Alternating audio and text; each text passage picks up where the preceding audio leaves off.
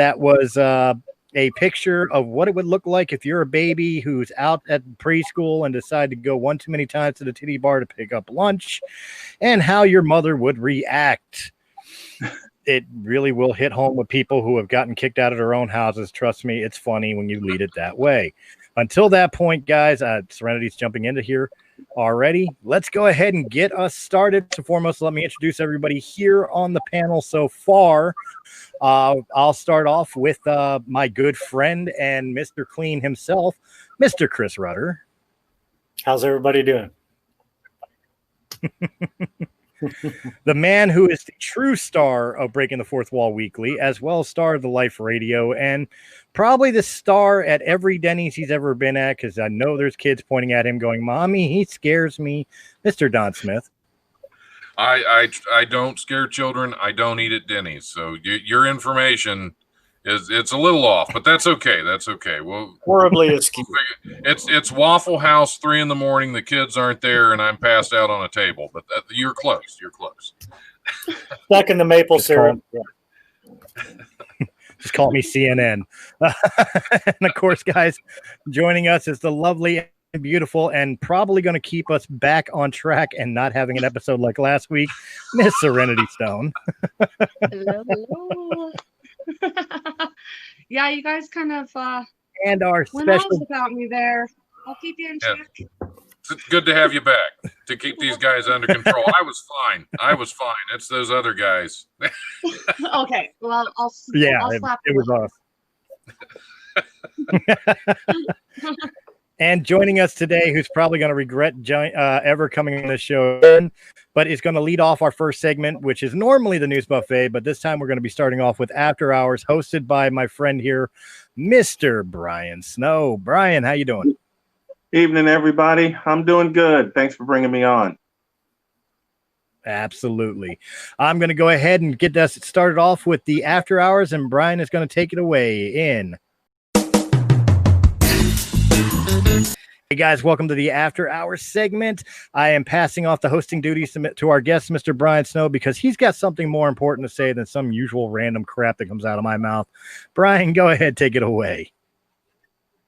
There was something that I spoke about on a Facebook Live because a news story came to me about a sports talk host by the name of Skip Bayless, who shamed Dak Prescott, quarterback of the Cowboys, because he admitted that he battled depression while being quarantined, while COVID was going on. And I just got to thinking, people who shame folks who have depression, especially men, that's not right. I am one who battles depression. I am one who has battled depression for a long time. It just took a longer time to figure out that I was battling depression. 2 traumatic events led to what I'm battling right now. I lost my father to prostate cancer in 2007. 8 years later, I lost my daughter, my baby girl, Donna. And I'm going to start crying here, so forgive me. I had someone say to me, that I don't have time to be depressed. You know who that person was? My mother. I was feeling it right after my pops died. And I'm going, why don't I have time to be depressed? I know I have to work and everything, but damn it, that's my hero. That was the person who I leaned on to talk about any and everything. Did we go through tough times? Yeah, we did. We did.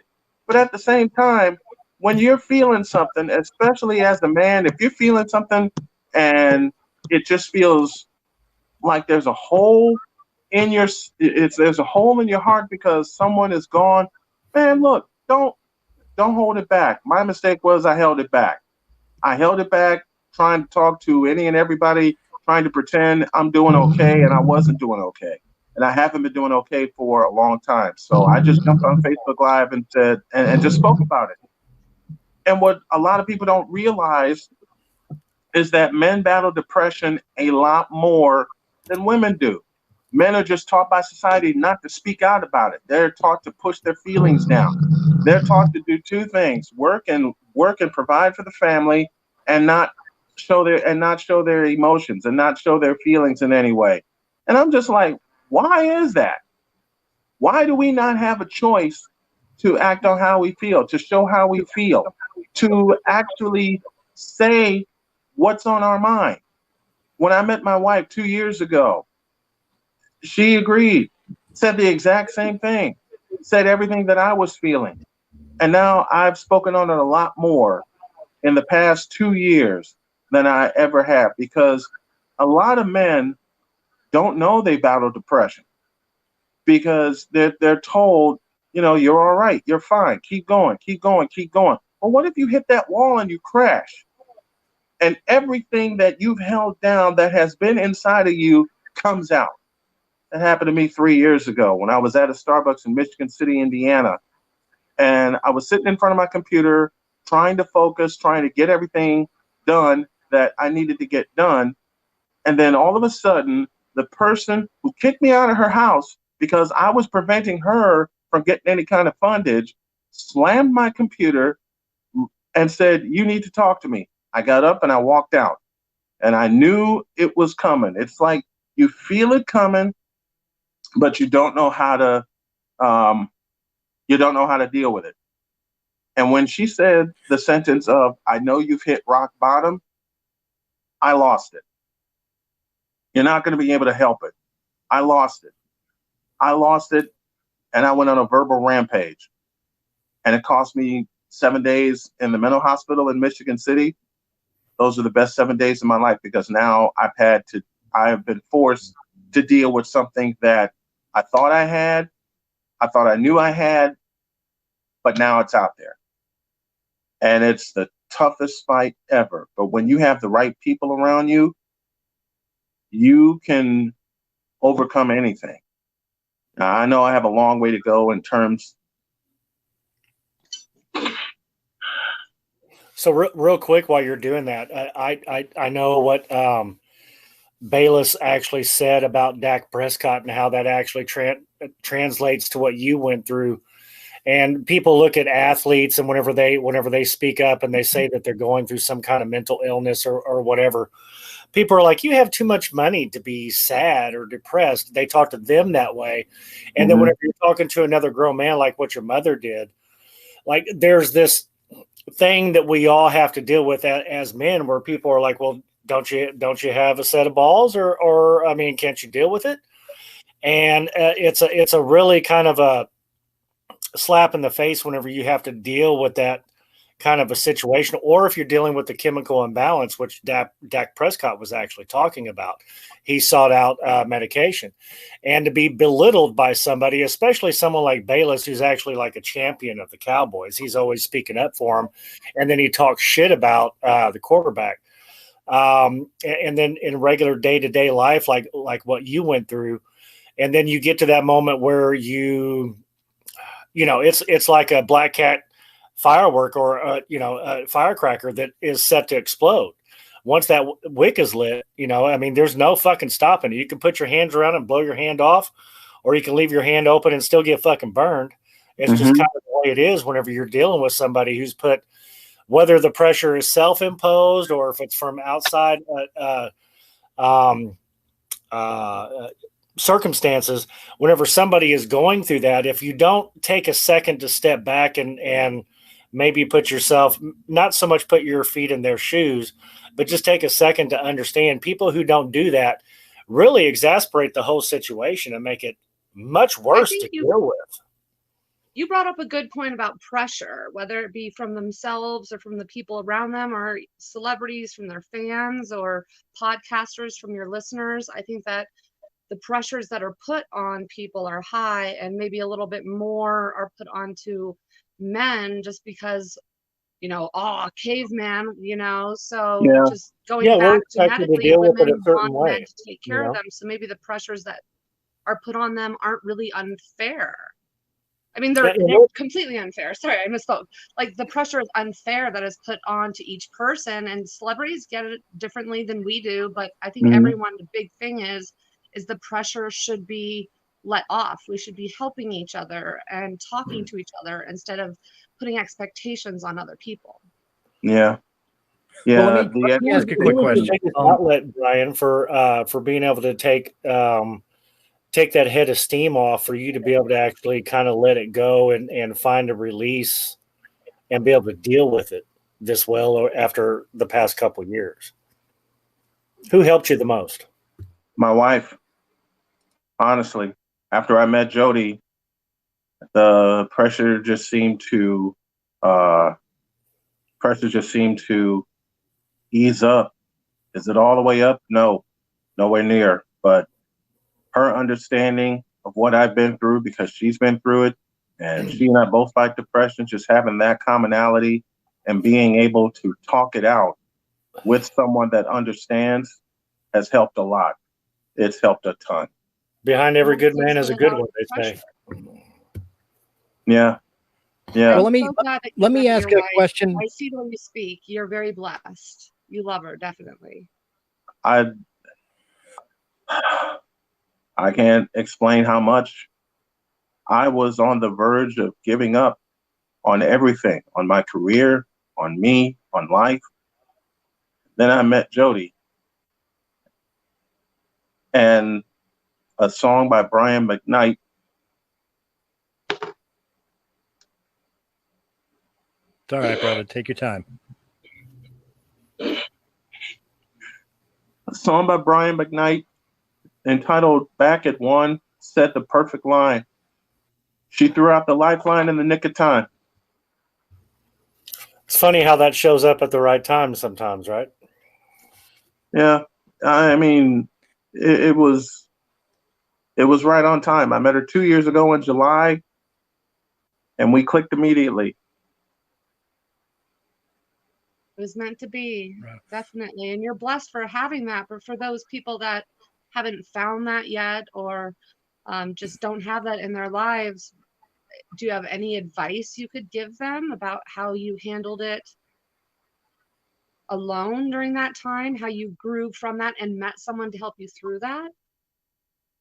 I don't. It's a path that you have to walk and trust your instincts about the people around you. You have to trust your gut feeling. And there were very few people that wanted to be around me because I did discover that I was fighting depression. But be that as it may, trust your gut, trust your heart. I trusted my heart with Jody, and it was the best decision I ever made. I had to trust my heart. Well, look, I don't want to. Go ahead, Chris. Go ahead, Chris. No, I just wanted to say I don't want to. Sorry, delays.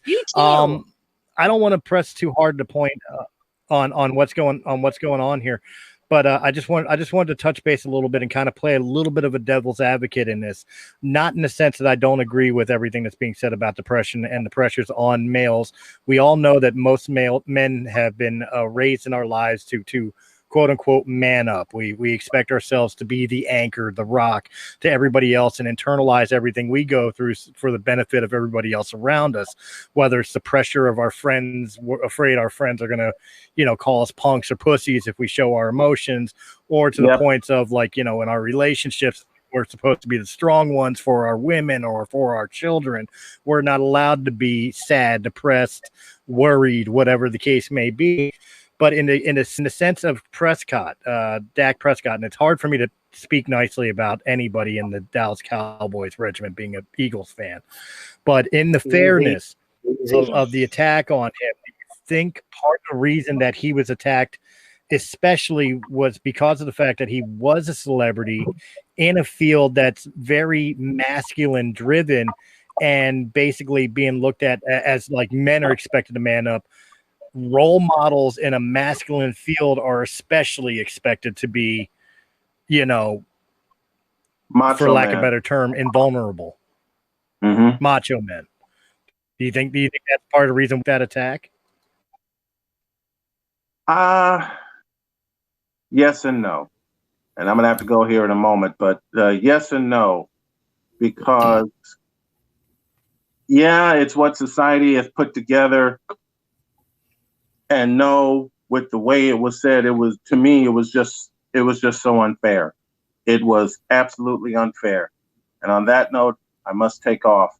But I want to thank you guys for bringing me on. I really, really appreciate it. I want this to be a longer discussion, but due to time constraints, I got to take off here.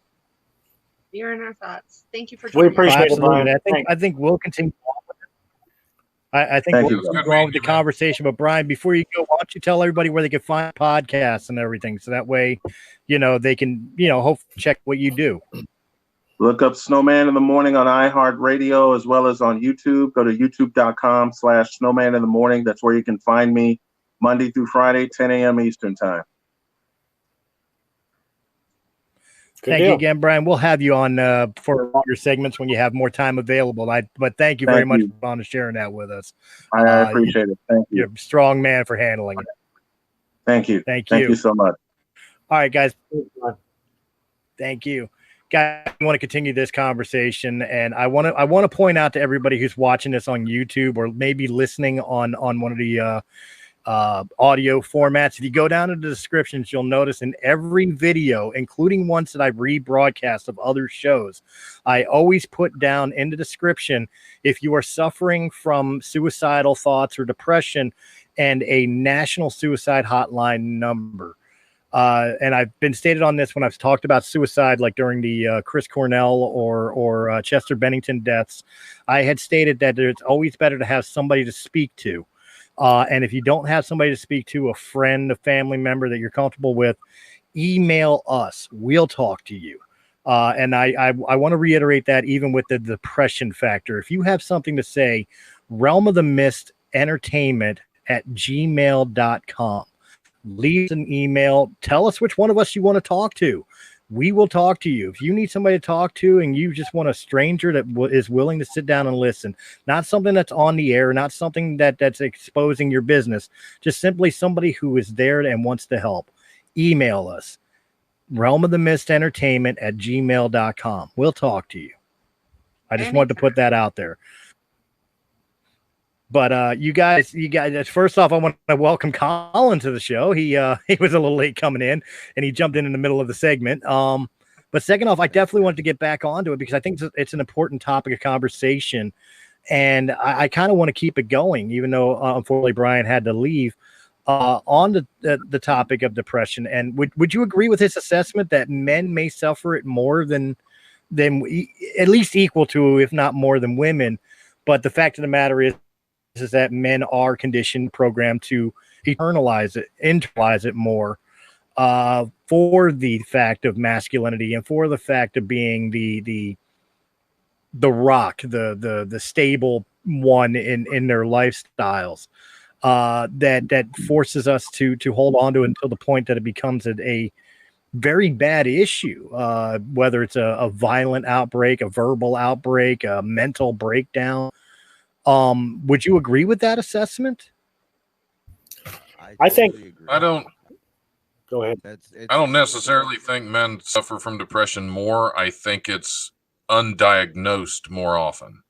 It goes completely undiagnosed because, of course, the whole thing that we are supposed to force our feelings down. We're supposed to swallow it until it turns into an ulcer that turns into a cancer and kills us in our 40s. That's my family. That's what I grew up with. Of course, like a lot of men, especially that grew up in the 70s and 80s. I mean, that's what you did. And it took me seek help. What's that? We don't seek help. That's right. Because that's a weakness. Yep. Well, I don't think that. I think that a lot of men don't think that it's depression or think that it's a problem. They just think that it's the stress of being a man or being a father or a husband or whatever their life may be. I think that instead of them realizing what they're dealing with, I think that they just in their brain turn it into, it's just what I have to deal with. This is just my daily life stress, instead of realizing you may have an issue and it's okay to talk about it. Women actually really like it. Well, here's the thing, and I think you bring up a very good. Point as far as women who can get around and talk about each other's issues openly and freely. I think a lot of men don't have that outlet, even with their best friends. Like, for the sake of argument, if Colin, Chris, Don, and myself went out to a bar, and boys being boys, and I was dealing with depression, I was dealing with an issue. The last people I'm going to bring it to is Colin, Chris, and Don. Mainly for fear that instead of seeking that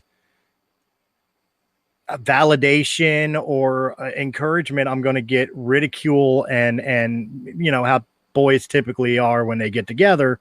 Emotions don't come in, or else you get made fun of. And do you think that's part of the issue right there? Is that men do not have as much outlets available to them as women would, with just a best friend that's willing to hear what's in your heart? You guys, I'll take you through like a real recent situation, like just a couple days ago. Stolle, you and I had to have a phone call. And whenever you're going through a whole bunch of stuff and you have a whole bunch of shit going on around you and everything, one person could say one thing, or you could perceive something in some sort of a certain slight. And the next thing you know, you're ready to fucking blow. And whenever you're going through, having all kinds of fucked up financial shit and all that other stuff that's been going on the past few months, like, this shit's really fucked up. And then whenever somebody does something and you don't take it the right way, you can blow up on a lot of people that shouldn't, So, I mean, that shit happens all the time with guys, all the time. Well, you have to examine it from the beginning, right? From the dawn of time. See, I dated somebody who had a degree, a master's degree in a similar field. And the thing is, it goes back to primal instincts. You're talking about like the hunter-gatherers, the people that were like cavemen, and they were the hunter-gatherers. They were out there and we got to go on the hunt. We got to get the mammoth. We got to get the deer, or whatever they're hunting. And they'd bring it back, and that was they're the providers, right? So it's instilled in us as human beings. So it's instilled in us as human beings to be that way, as men. So we need to be that, and we strive for that as a human race. And it's not really like ethnic or per se background oriented. It's just instilled in our DNA as human beings, just from the time we were like evolving.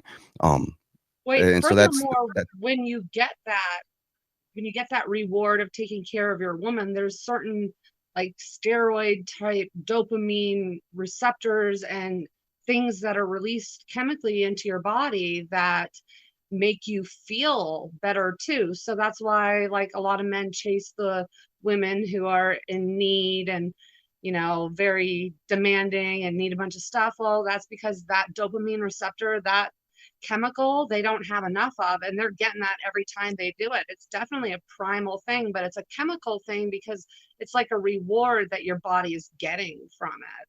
It's proven. Right. And it's activated by psychological stimulus. The fact that like if you're the hunter gatherer, right? Well, that evolved over time, and now mankind looks at it. It's the same with the football thing. It's a bunch of guys that are going on the hunt, and then of course it evolved into the Colosseum and the Romans and the and the Greek, and they're all running around, trying to kill each other, and the battle and the feud and whatever, and bring on the crowds and all this so they can raise taxes, and they can have all kinds of sales and the vendors and yahoos and whatever, all that stuff is it all wraps up into it.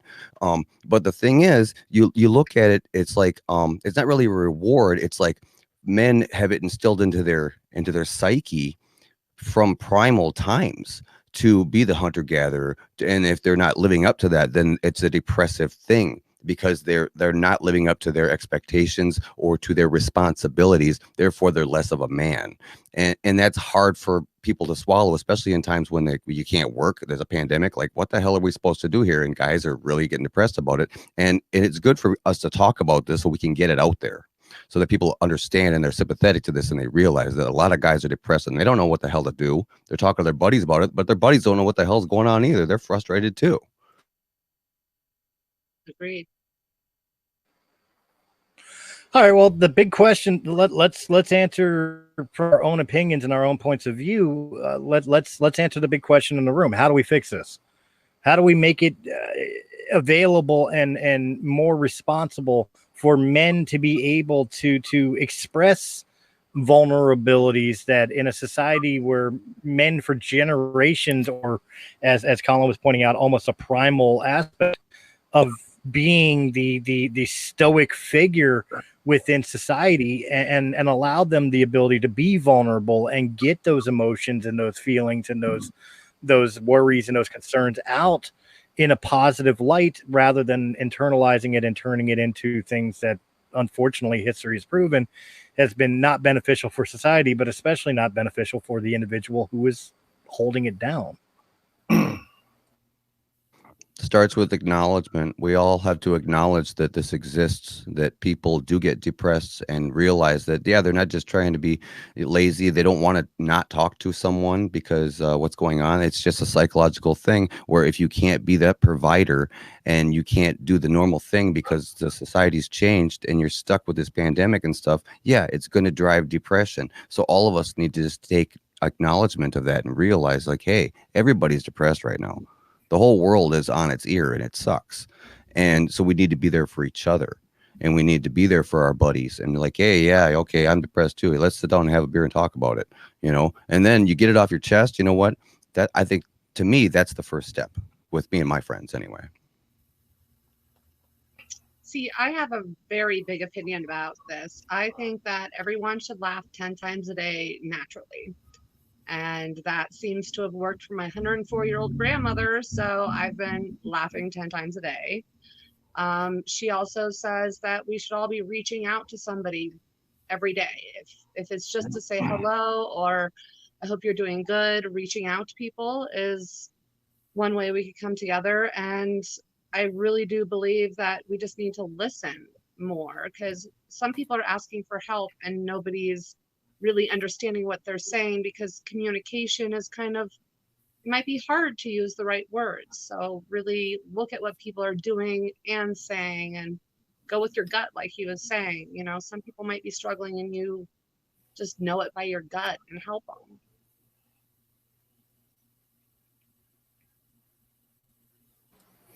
Anyone else?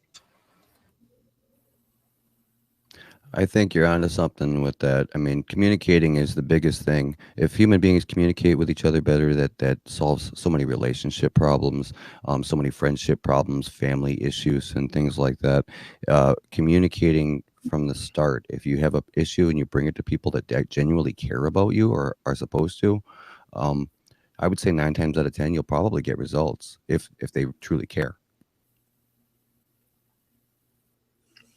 Yeah, it's one thing. It's kind of frightening in the comedy and entertainment community that the amount of men that suffer from depression, the amount of people in general.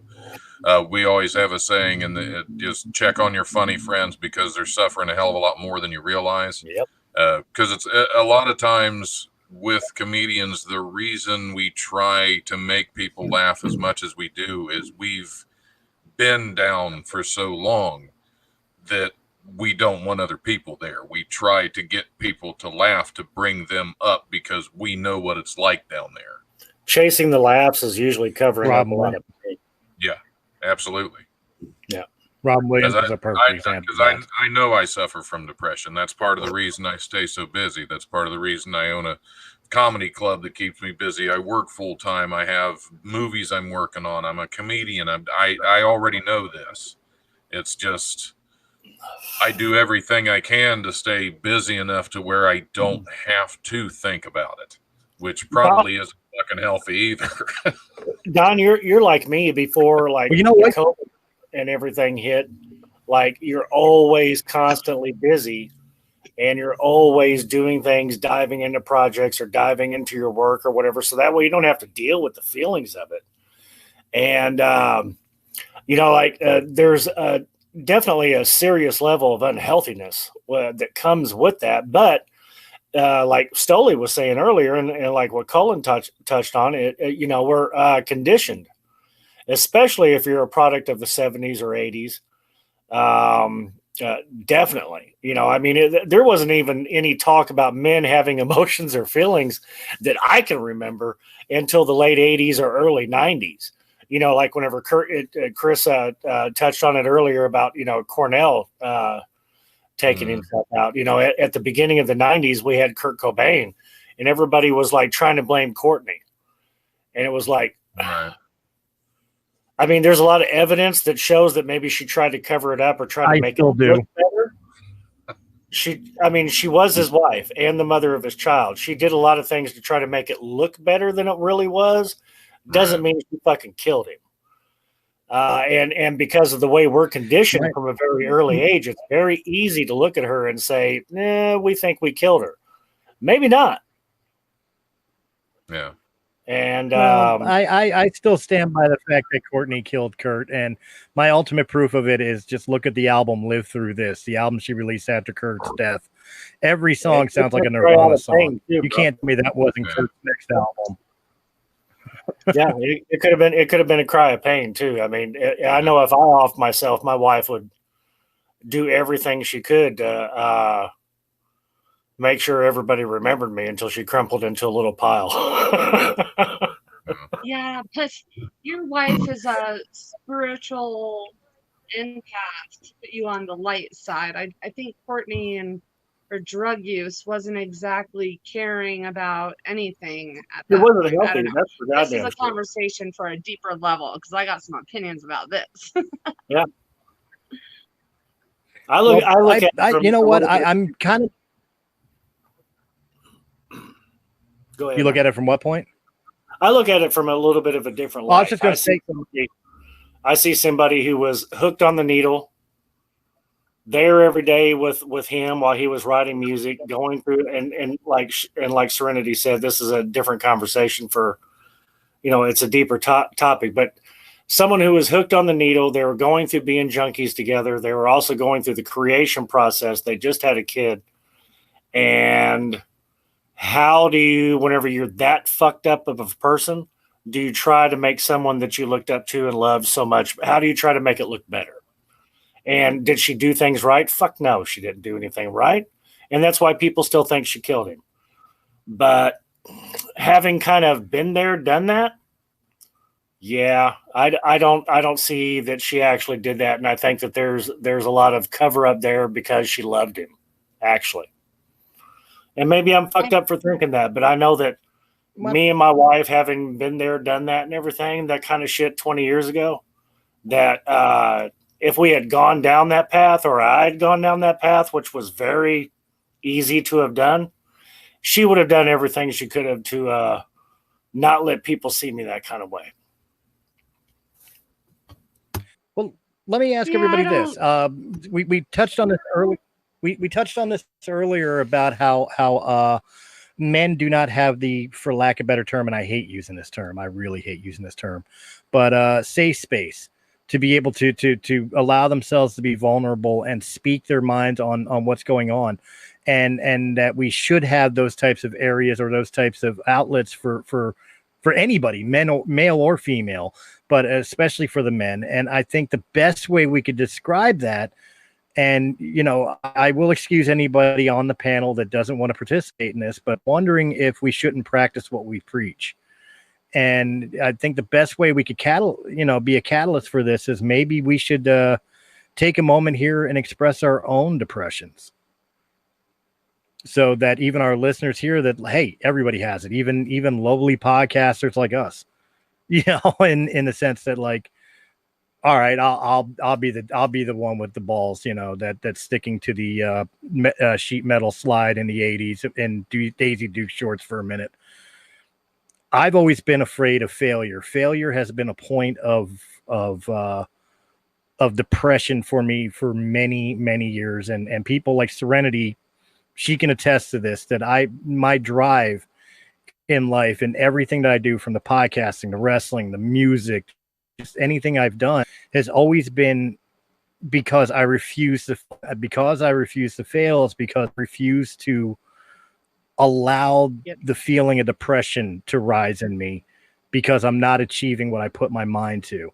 And really, it comes down to even more of my depression becomes worse when it feels like I'm letting others down. If the podcast fails, I'll feel like I let you guys down. I let the listeners down, for example.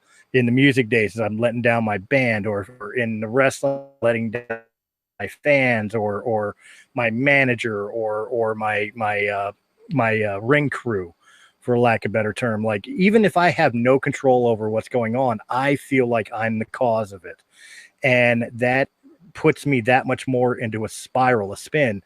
And the worst case in the world, even now with the podcasting, why I even started podcasting was a point of depression, because of the fact that I became very much a recluse. I became an introvert in the world, but yet at the same time, I hate living in my own head. When I'm living in silence, I'm living in my own head. And when I live in my own head, things just become nuts in there. I start thinking about stupid things, whether it's imagination of what could have been, or reliving shit that didn't go right, or whatever else. And it becomes such a jarbled mess that all I have, which podcasting provided, thankfully, was an outlet where I could still be an introvert and kind of go away from the world, but have people to talk to, and a release and an escapism, you know, for an outlet to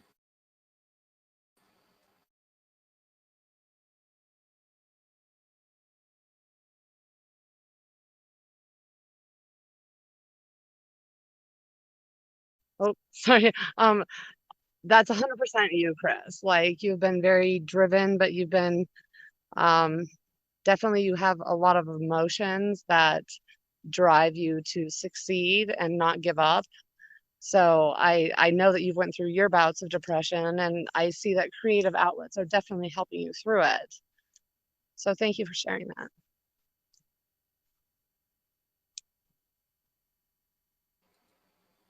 I hope I'm not the only one. Now I feel weird because I'm the only one who actually put it out there. You're not the only one, man.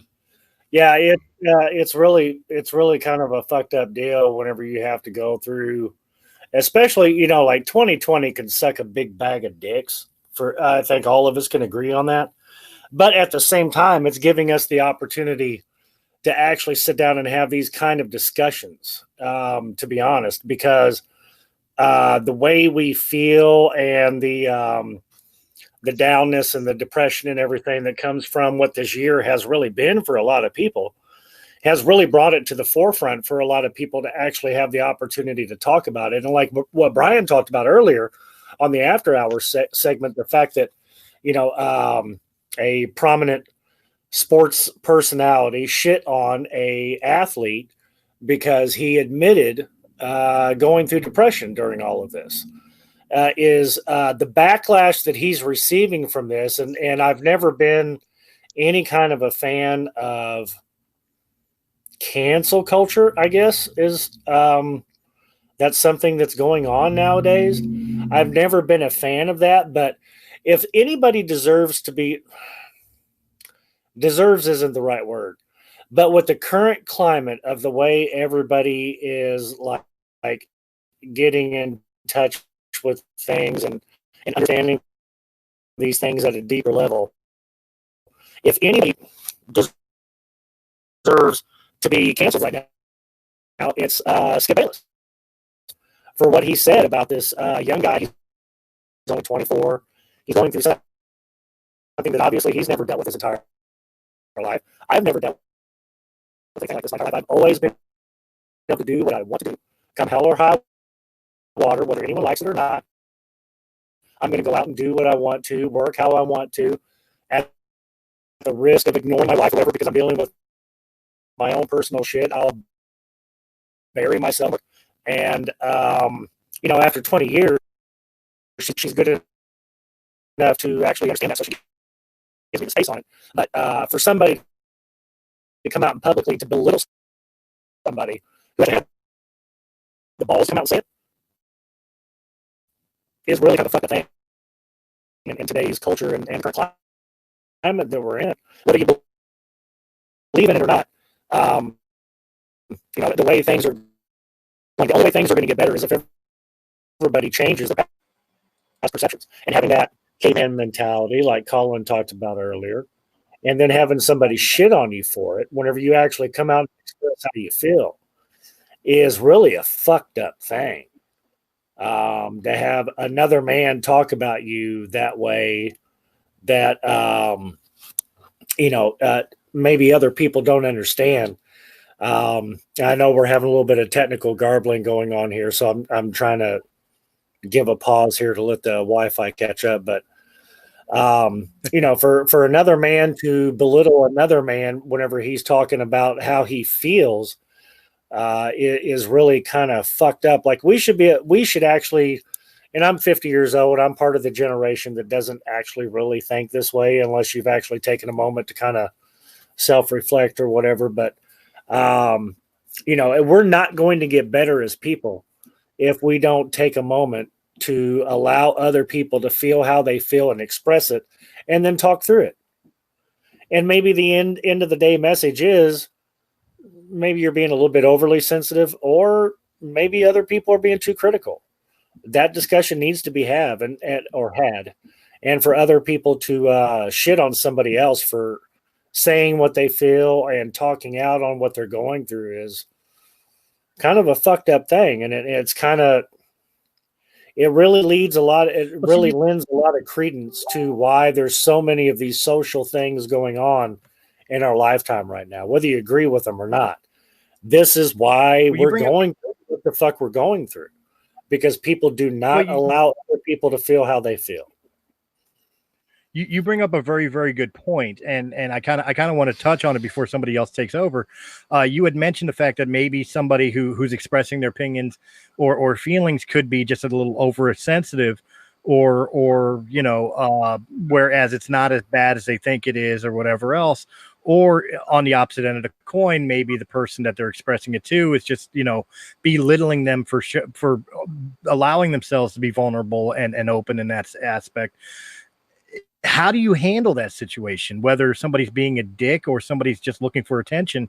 I mean, do we ignore the person that maybe is just being a little too sensitive, or do we still give them that attention because, God forbid, we think one person might be looking for attention and that wasn't exactly what it was, or vice versa? I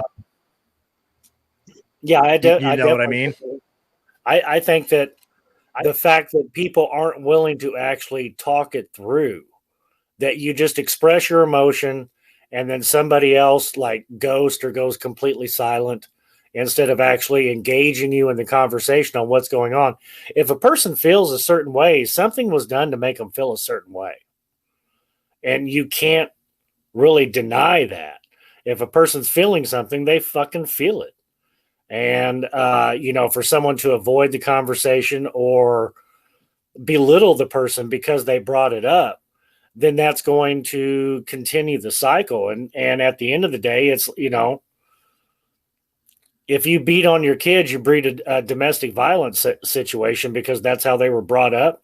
Breaking the cycle goes all the way around through life. And if you don't have to attack it head on, but if you don't have an open dialogue, then you're never going to get anywhere. And you're just perpetuating. I'm Tweety Bird right now. You're perpetrating the entire cycle. Very, very quiet. We found the perpetrator. We found the perpetrator out there. But we're hunting rabbits. If you're not allowed to say what you're feeling, and then other people avoid the conversation or belittle you because of it, then that really allows that feeling to become an emotion, and that emotion becomes something that's actionable. Whenever somebody gets emotional to the point where they actually take action on it, that's why postal workers go fucking postal, So, at some point we have to have a dialogue. And if you're not willing to have that dialogue, then you're really part of the problem. Stamps went up another 4 cents. Yeah. Where's my gun? I think that brings up something that I was just talking to Chris about the other day is if you don't agree with somebody else's opinion, instead of disagreeing with them or arguing with them, why not just tell them, I might not agree with what you're saying, but you aren't wrong. You know, acknowledge what they're saying, just accept what they're saying and try to move past it. If you're going to start a fight over it, obviously you have some opinions about it. So why not just get past those differences and have a conversation like you were saying? Mm-hmm. There's nothing wrong with saying, hey, bro, that's a dick move. Tell me why you did it. And then coming to a conclusion, you know, that we're either going to agree to disagree about it, which may not be the healthiest thing, because then forever on, you're always going to avoid it. So how true is your friendship? You know, so whenever something comes up like that could put a wedge between people, attack it head on is like a guy's way of saying, you know, deal with it. But I mean, there has to be some dealing with some things. If somebody says or does something that brings up an emotional response in another people, you touched a nerve, and you may not want to admit that you touched someone in a bad way. And, you know, I mean, that makes us all feel bad, and you may not want to actually deal with it, but you have to deal with it, or else you're never going to get past it. If something is left unspoken, you're never going to have a real relationship, because you have that one item that you can't speak on. Very true. Here's the Don Smith doll. Just show me where they touched you. This I don't understand how I became the child predator in this. I am not at all comfortable with this situation right now. So, this seems like a really good moment. Wait, it was simply because you look like the cuddliest one out of all of us. Out of like all what? of us on the panel, you would be the teddy bear. You look like you would be the teddy bear. He always makes balloon animals for my daughter, so he's a great guy. Never was. These are all lies. All lies, every bit of them. You guys are making me feel a certain way. Right. Now we can't talk about it. Attacked, quite honestly. Guess I got to shave off the sand. Well, on that note, unless anybody else has anything they would like to share, maybe for this final part of the segment, I think time to move on in the show and get some laughs going, because I think for 45 minutes we might have depressed our listeners this week. Anybody else have anything they'd like to share? You obviously want us to go all out here, so I'll be open. I have a stalker who lives 3 turns away from me. So I went through a pretty fearful time during lockdown, and obviously I was scared, I was sad, I was depressed. There's a lot of things going on, but I was able to lean on my good friends and leave, like, my neighbors. Like, I know all my neighborhood, we're all very close, and I was able to lean on my family and my friends and my neighborhood and express to them what was going on and get word out. And therefore, threat is gone. But at the same time, I did go through it and did have problems. But in the end, it was communication that got me out of it, and my friends and family that helped me.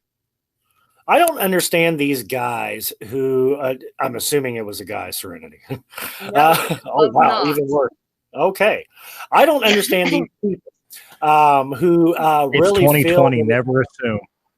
Yeah, I know, right? Like I said, I'm fucking 50. I'm part of that generation who automatically assumes this shit. But, like, I don't understand these people who feel that, like, it's like dick pics in your DM. Like, who are these people who fucking, like, think that this shit is okay to do that kind of stuff? Or in Serenity's case, have somebody stalk you to the point where you feel like you're not safe. You don't know how to act around your friends and family and all that stuff. Like, I don't understand these people. Like, where do they get these ideas of thinking this is normal behavior. And if you like put them out front and tell them like this ain't fucking right, like they get even more aggressive. I hear stories all the time, and it's just so fucked up. I don't know where these people come from. I don't get that. Well, to be fair, and I want to throw this in. I feel like I have to throw this in because there are some people that probably do share sexting and all that in DM. I just want to touch on that. We're not saying that somebody who shares their physicality with another person is wrong, but it is wrong to do it to somebody who is not receptive to it. Like if you're going to sex with somebody, say your girlfriend, for example, or your boyfriend, for example, that's fine. You guys consensually decided to share that with each other through DMs, through text messages, whatever. But sending a dick pic to a random person that you don't know, or even somebody that you do know but is not okay with it, like, look, dude, she's just not that into you. Yeah, that's. And I agree with perspective. Like, I don't get what goes through your head. It's like, well, she doesn't like me enough to answer my question going out with me. Let me show her my wanger. Maybe that'll change her mind. No, that's not how it works. You know, my daughter's 26 and she's like the spitting image of her mom. You know, she's fucking beautiful. And she has an Instagram page that she shares with her boyfriend. And usually I make fun of couples who have social media pages. It's like, okay, so which one have you got caught cheating? That's why you have the multiple person account. But in my daughter's case, because of how protective I've always been of her, her boyfriend has kind of taken up that mantle and he's wanting to make sure that nobody else is a dick to her. And so they have this joint account because whenever she had her own account on Facebook and Instagram, guys would send her these fucking pictures. And she would be like, Dad, what the fuck is wrong with people? And, you know, after we had a few discussions about it and everything, her boyfriend stepped up and he's like, yeah, so we're not going to do that. But this is kind of the way of the world.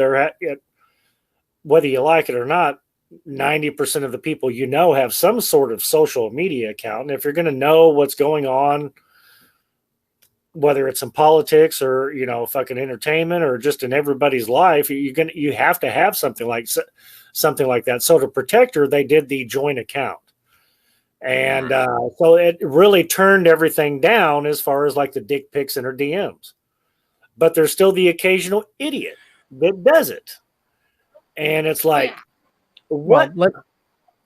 Who are these people and why? Well, I think they might just have the idea that their personality is all in their penis anyway. Because that's really let's all they fair. are. They are direct dick pics to Don Smith. I mean, what was that? No, the people sending unsolicited dick pics. That has to be where their brain and personality are stored. I had a conversation I don't get it either, man. I had a conversation the other day with a young lady who's an incredibly, really pretty African-American lady who paints, and she is like really extroverted. She's super outgoing. And she's like, and she posted like, what the fuck is it with these dick pics? And I was like, you know what? I've never even sent my wife a dick pic and she likes my dick. I don't understand this shit. Like, that's so fucked up. I don't understand it. You know, I just don't understand it. Again, it's such a predatory thing. Well, again, this show, when this show was created in its inception, of course, it was meant to be funny, but at the same time, it's also meant to be truthful. We speak the truth on this show. So let me speak the truth right now. As we were speaking earlier in the depression factor, and especially for men not having an outlet to release their depression and their suffering, I feel like I got to let men in on another little secret. Guess what, guys? Unless you're Ron Jeremy, you have nothing impressive. I don't care what camera angles or filters. I don't care if you put little bunny ears on it and everything else. It is not fucking impressive. You're not impressing any women. You're not impressing the women's boyfriends or husbands. Stop. Okay? Well, if you didn't win her with her personality, your dick changing the conversation. Even Ron Jeremy just got 26 counts of sexual fucking sadism and violence. So even having that piece, he did it without a dick. pic. Yeah. Right, so but I I'm mean, just saying he did it without a dick pic. You know, you got a fucking assault charge without a dick pic. You know, imagine what he could have done with a dick pic. Oh, Look, Ron Jeremy was the reason why. Ron Jeremy was the reason why they created those panoramic pictures for people where they could where you can move the camera. They did that. They did that for him. If he's not winning anybody by whipping it out, you ain't either. Ron Jeremy's been making dick pics since the fucking 70s. Yeah. He just wasn't the one taking it. Just wasn't a selfie. He wasn't the one taking the picture. Whenever he first started, he sucked his own dick pic. So, you know, whatever.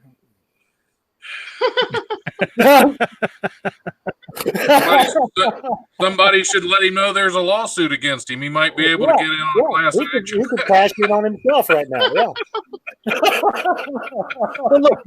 Look, the ultimate person. We could talk about this all we want, but the ultimate person who could put the nail on the coffin on this is right here in this panel. There's one person that probably gets more unsolicited dick pics than Don Smith, and that would be Serenity. Serenity, how do you deal with it? I know there are fucking randoms out of nowhere who look at you, think you're pretty, and it's like, hey, look at this. You know, it's Jack and the Beanstalk. I mean, you know, how do you deal with it? Okay, so one, I'll tell y'all, it's a huge joke. Me and my friends, like, literally will make fun of that picture for years. Okay, so if you think you're getting any privacy, you ain't. And two, I literally just tell them, hey, do you know who the hell you're talking to? You better apologize, step off, get the fuck away from me. And I tell them straight up, apologize to me. Get down on your knees, beg, I'm blocking you. I don't care. Do you actually engage them? With someone? I don't want it. The only reason it would be good is like a long distance thing and like the memories of it. Maybe okay, but 100% of the time, it doesn't do anything for chicks. Seriously, all we do is sit there and laugh at it and show it to our friends about how small and compare how funny looking they are. I mean, come on, you guys. You gotta stop or you're gonna be blocked by the world sooner or later. Okay, do you really engage them in this conversation or you just block them? You know, it depends. Okay, so if there's somebody that I know or I've met or somebody kind of in the industry or whatever, I do just tell them, hey, do you know who you're talking to? You need to apologize right now.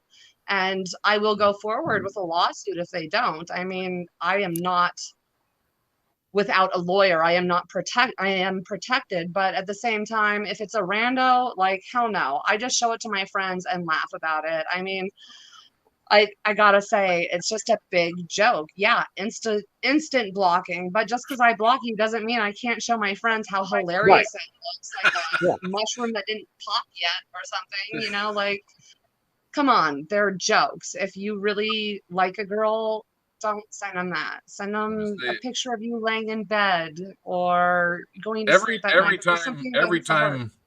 Every time I receive one, I just go ahead and give them the email address to sign up for open mic night, and then I print it up and hang it on the wall at Wiley's. Because I mean, this may be occurring near you. Yeah. Most likely, if I'm getting an unsolicited dick pic, it's an open micer. Please direct all pics to Don Smith's email. It just baffles me that these people work in the world and think that it's okay. Maybe I'm like thinking too much of my daughter or my wife in this situation or my sister. I just don't get that. I really don't. Let's all do another thing on it. Like, if you are going to someone, please make sure Google search Ron Jeremy first. Okay, like what you're sending just isn't stacking up. Okay, no, you're not John Holmes or Ron Jeremy. No, yeah. If you were, you would not be sending random dick pics. That's for sure. Well, that's the thing. Look, see, nobody's sitting in Chris claims they got the panoramic view from Ron Jeremy, but what he didn't mention is they got the zoom for Chris. I'll admit it, man. I'm hung like a pimple, and one day somebody will pop me. I know, I got it. That's why I don't send my shit out. Well, that's what I heard. Look, okay, I'll admit it, man. I'm hung like an infant, 9 pounds, 7 ounces, no.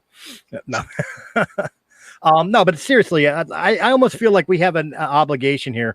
I'll make a promise from Realm of the Mist Entertainment right now, breaking the fourth wall weekly. I'll make a promise. None of us will if you send an unsolicited If you send an unsolicited dick pic to any panelist on this board, I will create a page on the official website, which you see scrolling down on the bottom of the screen, realmofthemist.com/ROTM. We will make a random page and we will post your dick in random scenes from movies. In other words, we will take your dick pic and we will fucking Photoshop it into like getting whipped during fucking Roots. Okay? It's going to happen. We will share that shit out to the world. I'll just go ahead and have my email forwarded. There you go. Yeah, me too. It's so weird. Like whenever you're doing podcasting and stuff, and if your show is getting out there, like me and our publicist Steve Joyner have made jokes about this before and everything. Like every day I get like 10 what I call Facebook hooker requests. And then, like once a month, I'll even have the occasional guy send me something. And I show them to my wife and, delete them and then block the guy or whatever. Like, I don't know what they're hoping for. But just to have this. And it's so weird because I'm more than welcoming to whenever it comes to a really nice set of tits fucking coming to me in my email. But I have no interest whatsoever in it's such a double standard, but it's really pathetic for guys who just do that whenever they're not asked. Let me ask you a question. Is because you're comparing it like shit, that's bigger than mine. I can't accept that. Well, no, because I can minimize the picture and no matter what, I'm bigger than that, bro. It's okay. He's talking about himself, Well, again, I think the difference is, Chris, there's just no way to pretty up a penis. It's going to be ugly. It doesn't matter. It doesn't matter size. It's just going to be ugly. Yeah, we can manscape and do all that fucking shit. I mean, it's made for one purpose, and it's not made to be pretty. Right, so, exactly. It is what it is. Well, it's made for two purposes. Let's be fair. It's made for two. Well, yeah. Peeing and standing is all. But on the other part of the 10 solicitations a day for like podcasting, you're not wrong. I mean, if you go into the comment section, since we broadcast through StreamYard and I record it by streaming it over to the old Twitch channel, we literally in the comments just got one like 10 minutes within starting to record of wanting to become famous by followers, primes, and views on bigfollows.com. Like, yeah, I have. You're talking about on social media. I have people hit my Facebook account daily to the point that I even ask group chats that I get added into if I see a Middle Eastern name, and I'm sorry, it may sound a little racist here, but if I see a Middle Eastern name in the middle of a group chat for podcasters, my first question is, are they trying to sell us fucking views? Or I'm a promoter for podcasters. No, you fucking aren't. You know what I mean? Yeah, I can install a bunch of bots on your fucking, your Facebook page and shit. But other than that, man, it's like, Colin, I was just saying that in fun, bro. Whenever you see that message, I just don't. Thanks, man. Sure. I just don't fucking understand it, man. Like even the chicks that are doing it, it's like I have a copy and paste. It's such a joke with me and my wife. I have a copy and paste response for these Facebook hookers and whatnot that come on. It's like, I'm not thirsty. I don't want to see your pictures. I'm a podcaster. I'm engaged in social media. I will do follow for follow, share your content if you share mine. Like that's the blanket response I give all of these motherfuckers. And I've had like 3 or 4 of them like take me up on it. The rest of them are like, oh, you never want me. It's like, bitch, I don't give a fuck. Like I'm not that guy. I mean, so I don't know, man. It's all lost on me. It really is. I just don't get it. but they still want to talk to you about I'll say this. And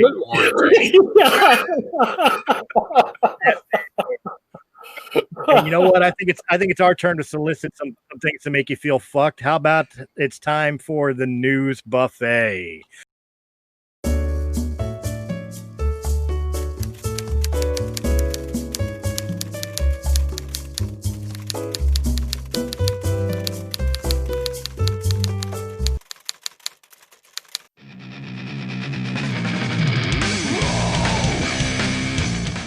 Hey, this is Don Smith from the Life Radio Show. If you've always wanted to learn more about the world of low-budget filmmaking and even lower-budget comedy, tune into the Life Radio Show. You can live stream the show at wwsu1069.org on Tuesdays from 7 to 9 p.m. Eastern, or find us wherever you find podcasts, and like and follow the Life Radio Show on Facebook for live video and other shenanigans.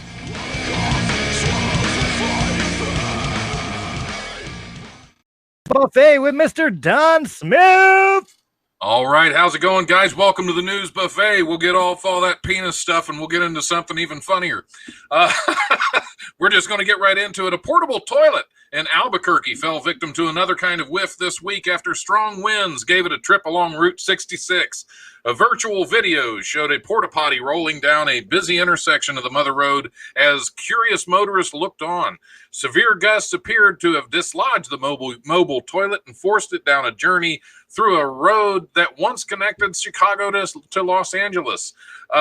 Several motorists and passengers caught footage of the traveling portable toilet. Some social media users posted videos of the traveling porta potty to the song Dust in the Wind by Kansas. No injuries were reported, and it is unclear if anyone was inside. So my first question, just to throw this out there. Yes, looking for a cell phone. My first question on this is, it says a virtual video as opposed to a real video. So I'm just wondering what a virtual video is. Do you get to be the porta potty? If it's a virtual, is it like virtual reality? Cool. You get to play as the porta potty, or as the poo? Well, that would be cool, man. Like if it's live footage. like if it was live footage and you can superimpose yourself sitting on the toilet as it's traveling down the road. I mean, that'd be kind of cool. I could see that being virtual, but I mean, yeah, what does virtual mean if you're watching an actual porta potty going down the road? Right. But so they didn't know somebody was inside, right? What's that? So I'm sure they would notice the big person covered in poo walking down the road. Right. Yeah, but apparently they didn't stick around long enough to wait for the porta potty to stop sliding down the road. They just went ahead and assumed, should we check if somebody's in there? No, because if there's somebody in there, they're going to smell like shit. So let's just move on. That's why they didn't want to confirm it. I just see somebody running. I just see somebody running down beside on the inside of the door. It says let me out. Somebody was just running alongside of it, looked at the door, and it said occupied. So they're like, all right, I'll wait. Right. Right. See, what I think is what it really was is somebody was stealing the porta potty. It wasn't the wind. It had a hole cut out of the bottom. They were lifting it up and running along. That was a Flintstones porta potty is what that was. What, like fucking Pirates of the Caribbean? Yeah, wait, like Pirates of the Caribbean where Jack Sparrow and him walking with the fucking treasure dinghy. Right. Right. Somebody needed a porta potty and didn't want to pay to rent one, so they just they jogged on down 66 with it over their shoulders like that. See, I did that once for Halloween. 10 seconds. I did that once for Halloween, but it was a trash can. And I just cut the bottom out of it and put a slot for me to see out of, and then I locked the top and I opened the lid to get a beer every once in a while, and then I'd lock it closed. That was a great year. Yeah, you didn't have to do a lot. Yeah, that's. People kept trying to open the lid, throw trash in there.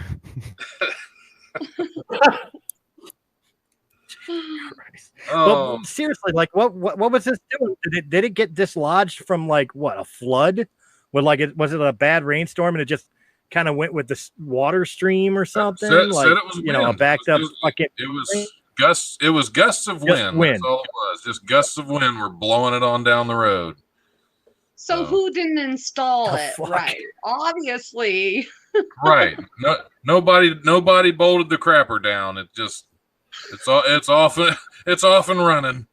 See, I wonder, because I mean, if it's one of the self-contained ones, it's supposed to have some of that blue liquid in there to keep the stink down. So somebody didn't do their job somewhere either, because if it was filled with liquid, it wouldn't have been blown down the road like that. He was too busy sending a dick pic. Well, I was thinking. Yeah. That's what I was going to say.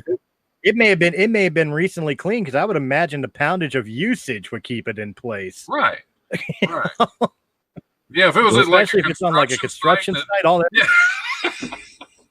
You guys, I'm not going to tell you how I know this, but you'd be surprised how much those things don't weigh and how easy they are to tip over.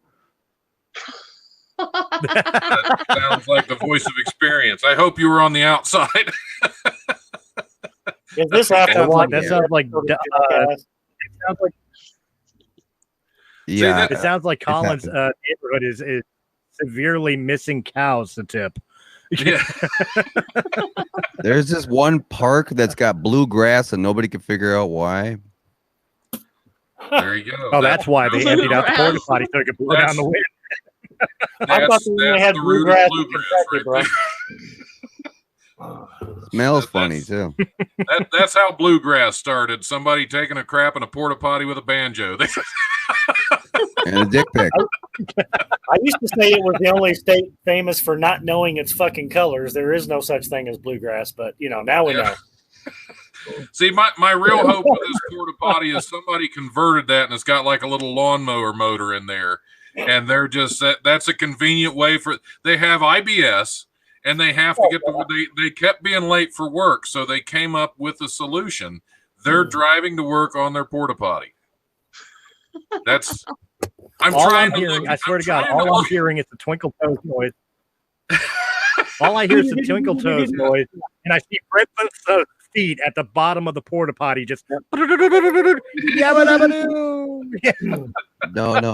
We need to get these people in contact with each other, right? We get the porta potty people in contact with the guy who made that wheelbarrow with the motor on it the other day. Yeah. Oh yeah. That you could set a land speed record with a porta potty. I'm in. A 60 mile per hour porta potty. Fuck yeah. Yeah, for when you gotta go on the go. Dude, we could totally market this. We will call it the Go and Gone. Right. It's got blue and brown liquid trailing behind it. Fuck yeah. Yep. And for the eco-friendly ones, just some bicycle pedals in there. Yeah. It'll be the pedal pooper. You can go 7 miles an hour or 60.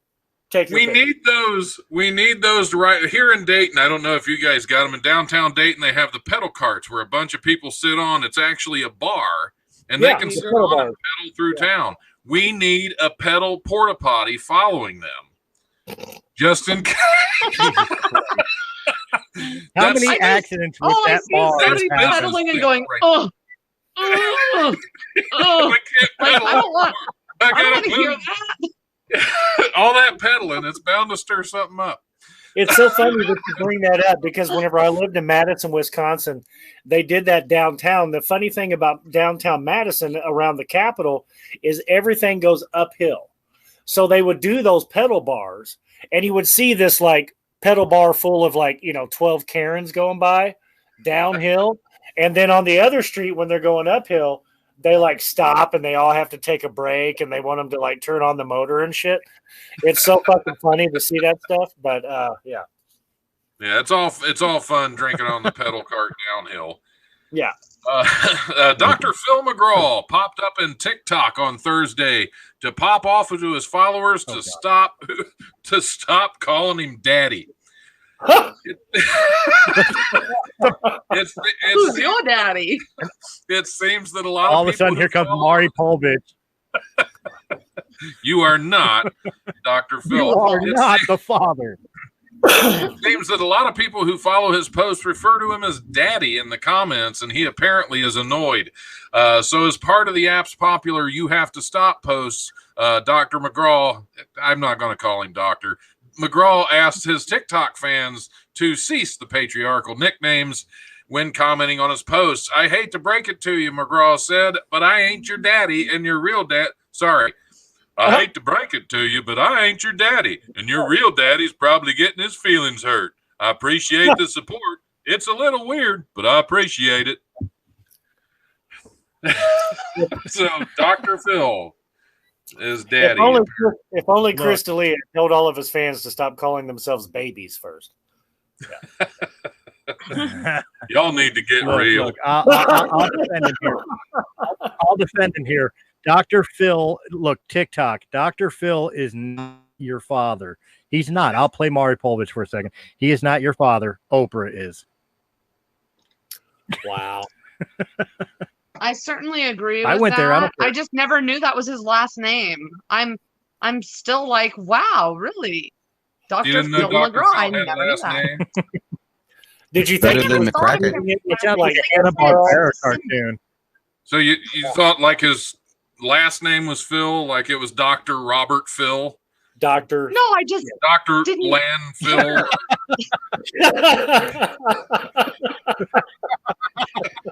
See, it's probably just his stage name. His real name is Phil McCracken. Yeah. There's a bit. If you want your shit filled, call Dr. Landfill. There's definitely a bit in there. Yeah, for sure. Dr. Landfill. If you want your shit handled, just call Dr. Landfill now. I don't know. You guys got this bad visual in my head now. Dr. Phil saying, "Who's your daddy?" Who's your daddy? Who's your While daddy? driving in a motor potty. With a well, motor. as long as he's not getting people pregnant by his dick pics, I think he is not the father. I am not your father. Dude, a dick pic for him is a headshot. A dick pic for him is like a headshot. Easy. Literally. Snap. Easy. We're not talking about the baldness. I'm just saying Dr. Phil. He's a dick pic all by himself. Okay. Dude, he could be sued for indecent exposure every time he's on TV. I think that I'm going to sue him for psychological damages. Yeah, because we're all psychologically damaged right now. Yep. Yep. This show is living proof of the damage Dr. Phil Phil. the world.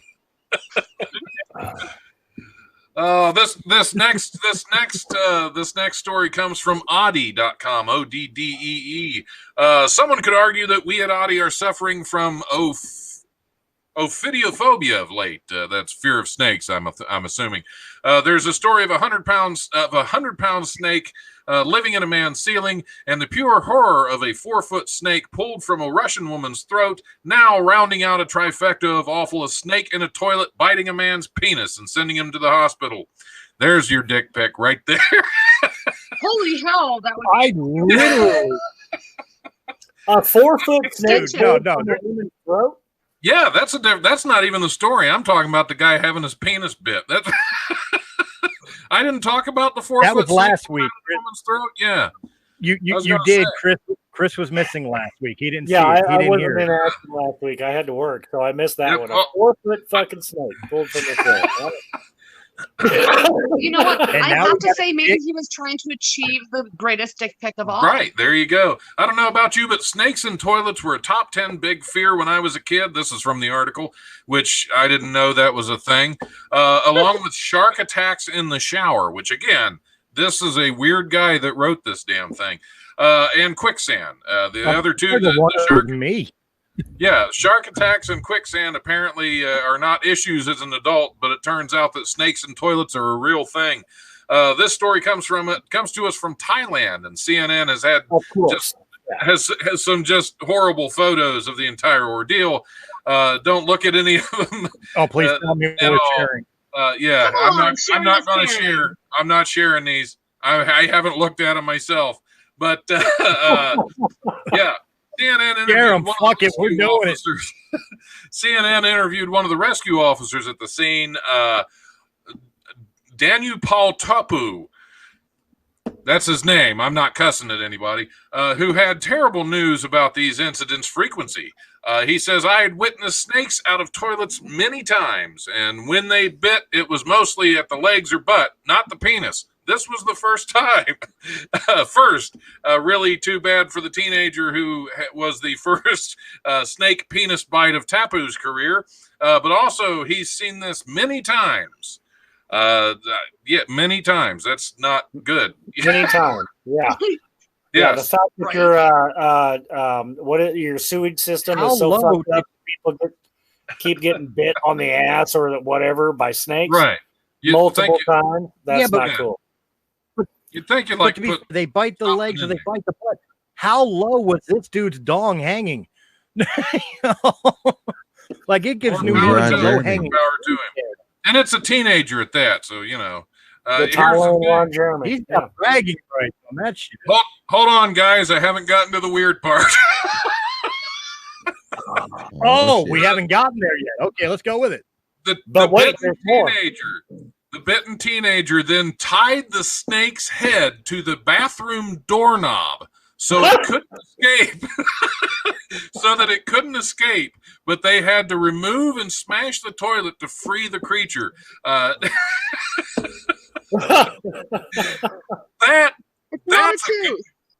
a guy right there. He just had his dick bit by a snake, and he grabbed the doorknob real quick. He grabbed it and tied its head to the door. I mean, now granted, if he's already bitten me on the penis, I don't think there's any more pain I can experience at that point. So I'm going to grab that snake and I'm going to strangle the living shit out of it. I'm not tying it to anything for safety. It's like, nope, you're getting your neck broke right now. What do you tie it with? Toilet paper? I think he just tied its neck to the snake itself. He'd been a big square knot in the snake, tighten it up around the door. Let's tie a Windsor knot. What did he use? Like what kind of knot did he use? Did he use like a sheep shank? Like how much basic seamanship did this guy have? What was that about semen? Let's do a double box knot. Oh my god! Boa constrictor, yeah. Maybe he was getting busy and there he scared the snake, spooked him, and he bit him. That could be. You never Dude, know. Maybe we got this wrong. Maybe this is the next sequel movie to Snakes on a Train or something, you know? Fuck. Snakes in the toilet. Snakes on the penis. But we got, as horrible, as horrifying as it seems, Lost Serenity, as horrifying as it seems, we've got to be real for one. I think we got to be real about this here. We got to be real about this for a second. As horrifying as it is about the whole snake bit and the bite and everything, we got to give it up to this teenager, the fucking action star in the making. I think I'd be sitting in the corner like a fucking cheerleader about to be raped after being bit on the head of my dick by a snake. This dude's like, I'm gonna practice my fucking knots with this goddamn thing, and he's sprung from the toilet while I go casually walk over and call some fucking snake handling group to handle it. Like, this dude's got balls of steel, like figuratively and literally. Oh yeah, absolutely. A 94-year-old Virginia man with a lifelong love of juicy fruit gum has received permission from Mars Wrigley Company to have his casket painted to resemble a pack of chewing gum.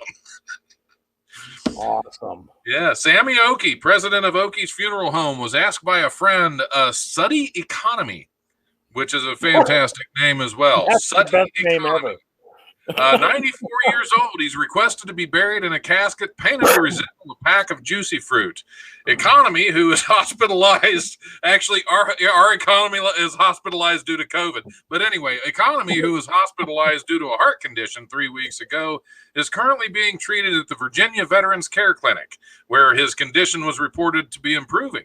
The nonagenarian developed a love for Wrigley's chewing gum while serving in World War II when the company took juicy fruit and other varieties of gum off the market so there would be enough to distribute to U.S. service members.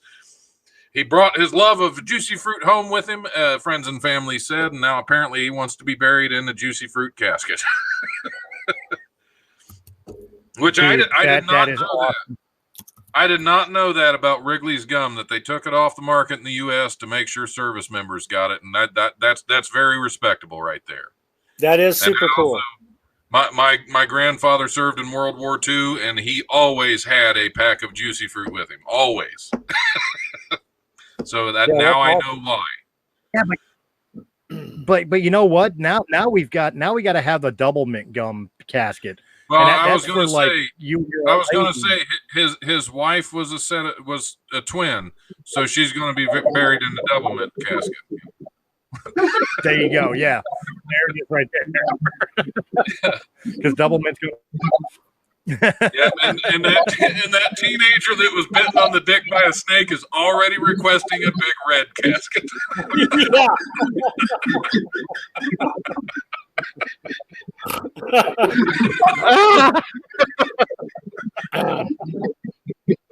Or the big or the big league shoe.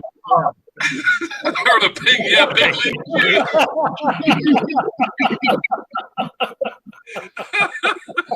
Awesome. Maybe fruit stripe because it won't last long.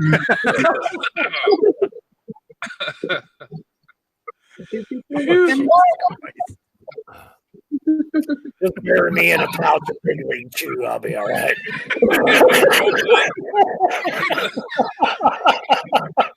I like grape.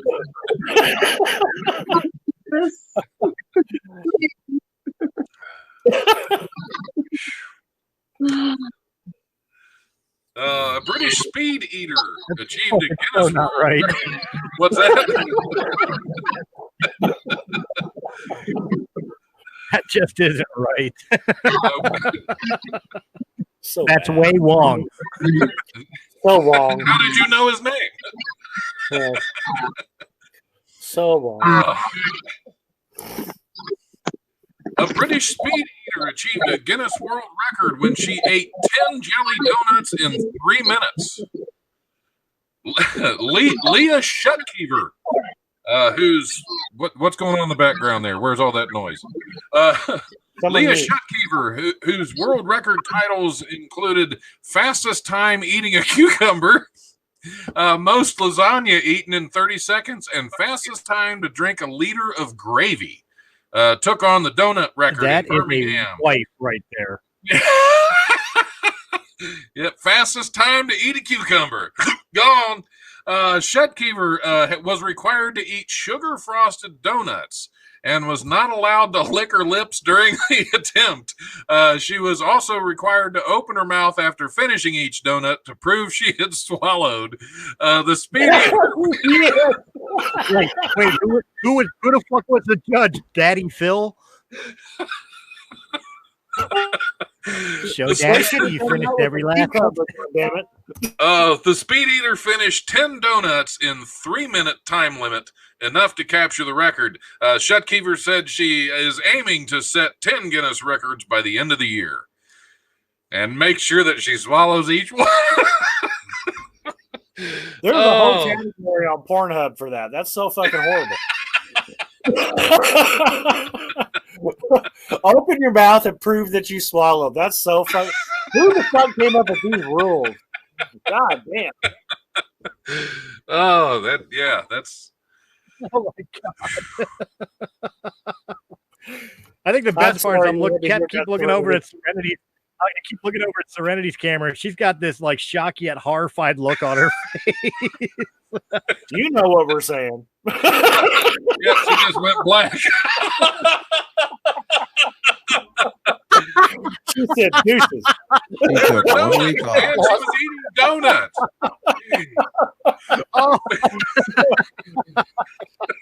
This went from dick pics are so bad to open your mouth and prove you swallowed. Yeah. Yes, that's right. We went from dick pics to open up and say, Oh, oh man.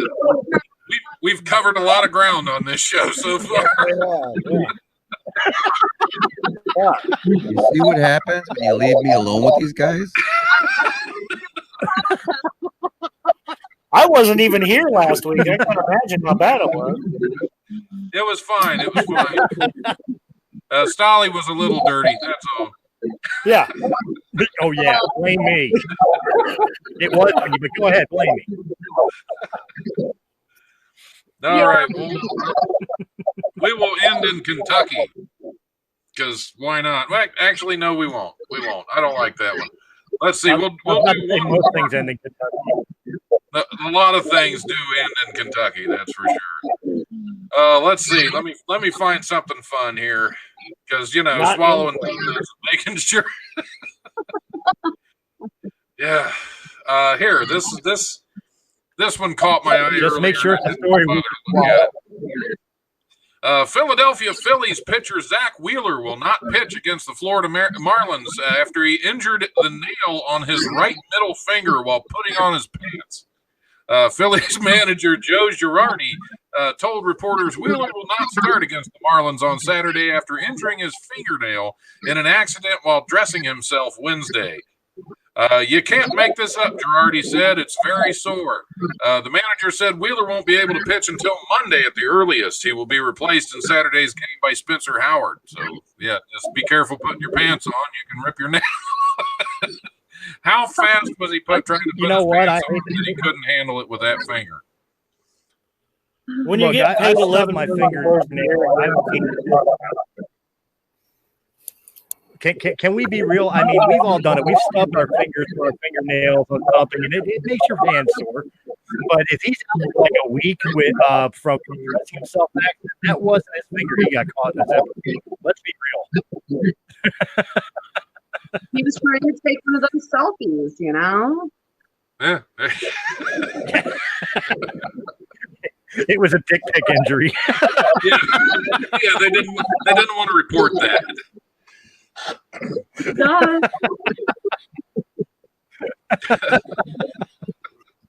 Confucius say man who scratch ass all day should not bite fingernails.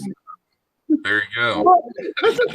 Well, Davis, didn't he stub his toe while getting up one night and couldn't play in a few games for the Denver Broncos because he stood up and stubbed his toe? Come on. I do that a lot. And I still get up and I go on with my day. So, hey, God. Well, everybody's a snowflake these days. Yeah. Well, again, not to pat myself on the back. Not to pat myself on the back here, but Serenity will remember this. She'll contest this story. You want proof that these professional athletes are pussies next to somebody like professional wrestlers? Yet wrestlers are always accused of being fake and everything. Serenity, your father diagnosed me with a bruised ankle bone, did he not? Yeah, many injuries actually. Did he or did? But specifically for this particular story, I was diagnosed with a bruised ankle bone from training, and I was told not to perform on the following week's show. Was I not? Yes. And yet at Colorado Springs, did I not do the tag team match with Dama Tango versus Wilder with bruised ankle bone? Well, yes. Because that's your freaking job, and we were dedicated, and we're cool like that, But, do your job. That was the night I introduced the flaming clothesline, where I lit my arm pad on fire and came off with a flying clothesline. I hope you still have that Let me video. not do that on the show. I don't. Somebody have that video. I need that video. I've seen that video somewhere. It exists.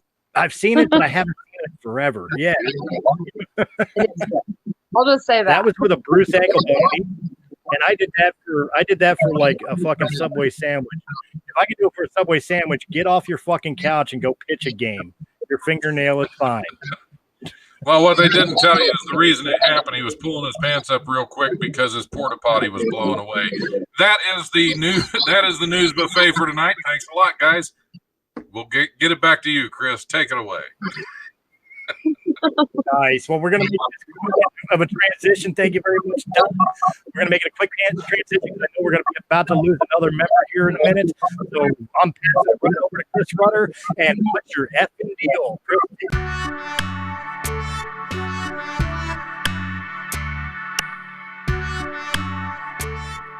I'm Michael, the host of the semi-monthly podcast In a City Like Yours. Join me as I chat with interesting people with interesting life stories. You can listen to the podcast on all major podcast platforms, including Apple, Spotify, Stitcher, and TuneIn. You can follow us on Twitter at IACLYS Podcast, as well as on Facebook and Instagram at In a City Like Yours Podcast. Please feel free to let me know what you think, and keep coming back for the many interesting stories in a city like yours.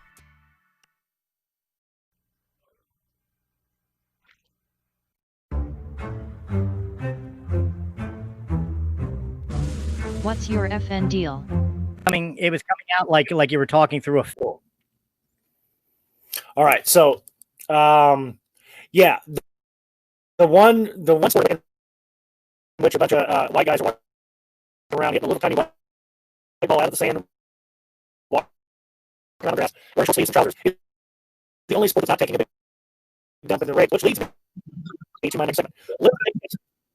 On what show is actually being canceled or renewed? Can everyone mute? I'm getting a lot of back feed. Okay. Every time we're all muted, all of a sudden you go into this like chipmunk talking through a fan phase. It's really weird. Really? I'm not sure what's going on. Yeah. Maybe the gain's up a little high. Check the gain on your mic or something.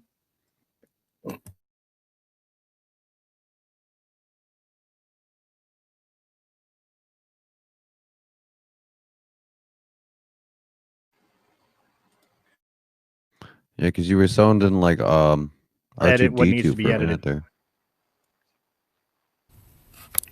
Okay, is this better? Don't worry, I'll edit what needs to. I'll edit what needs to. Okay, is this better now? Okay, all right. So we're going to play a little game.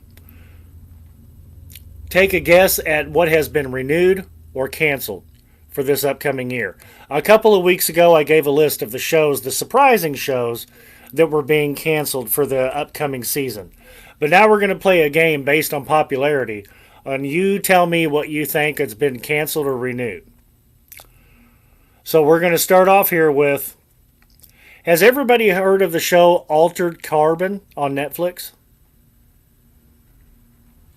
It's been streaming. I've never watched it, but I have seen it. Okay.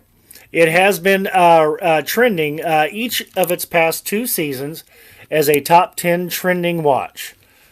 Guess, has it been canceled or renewed? Cancel. Probably canceled. After 2 seasons, they've been renewed for seasons 3, 4, and 5. For no real reason, because the storyline has actually reached a conclusion, but they want to keep the story going, and they're getting a lot of sci-fi Doctor Who kind of following on it. And then next, Better Call Saul, the big spinoff from Breaking Bad. Would you think that it's being renewed or canceled? God, I hope it's canceled. It's been going for a while.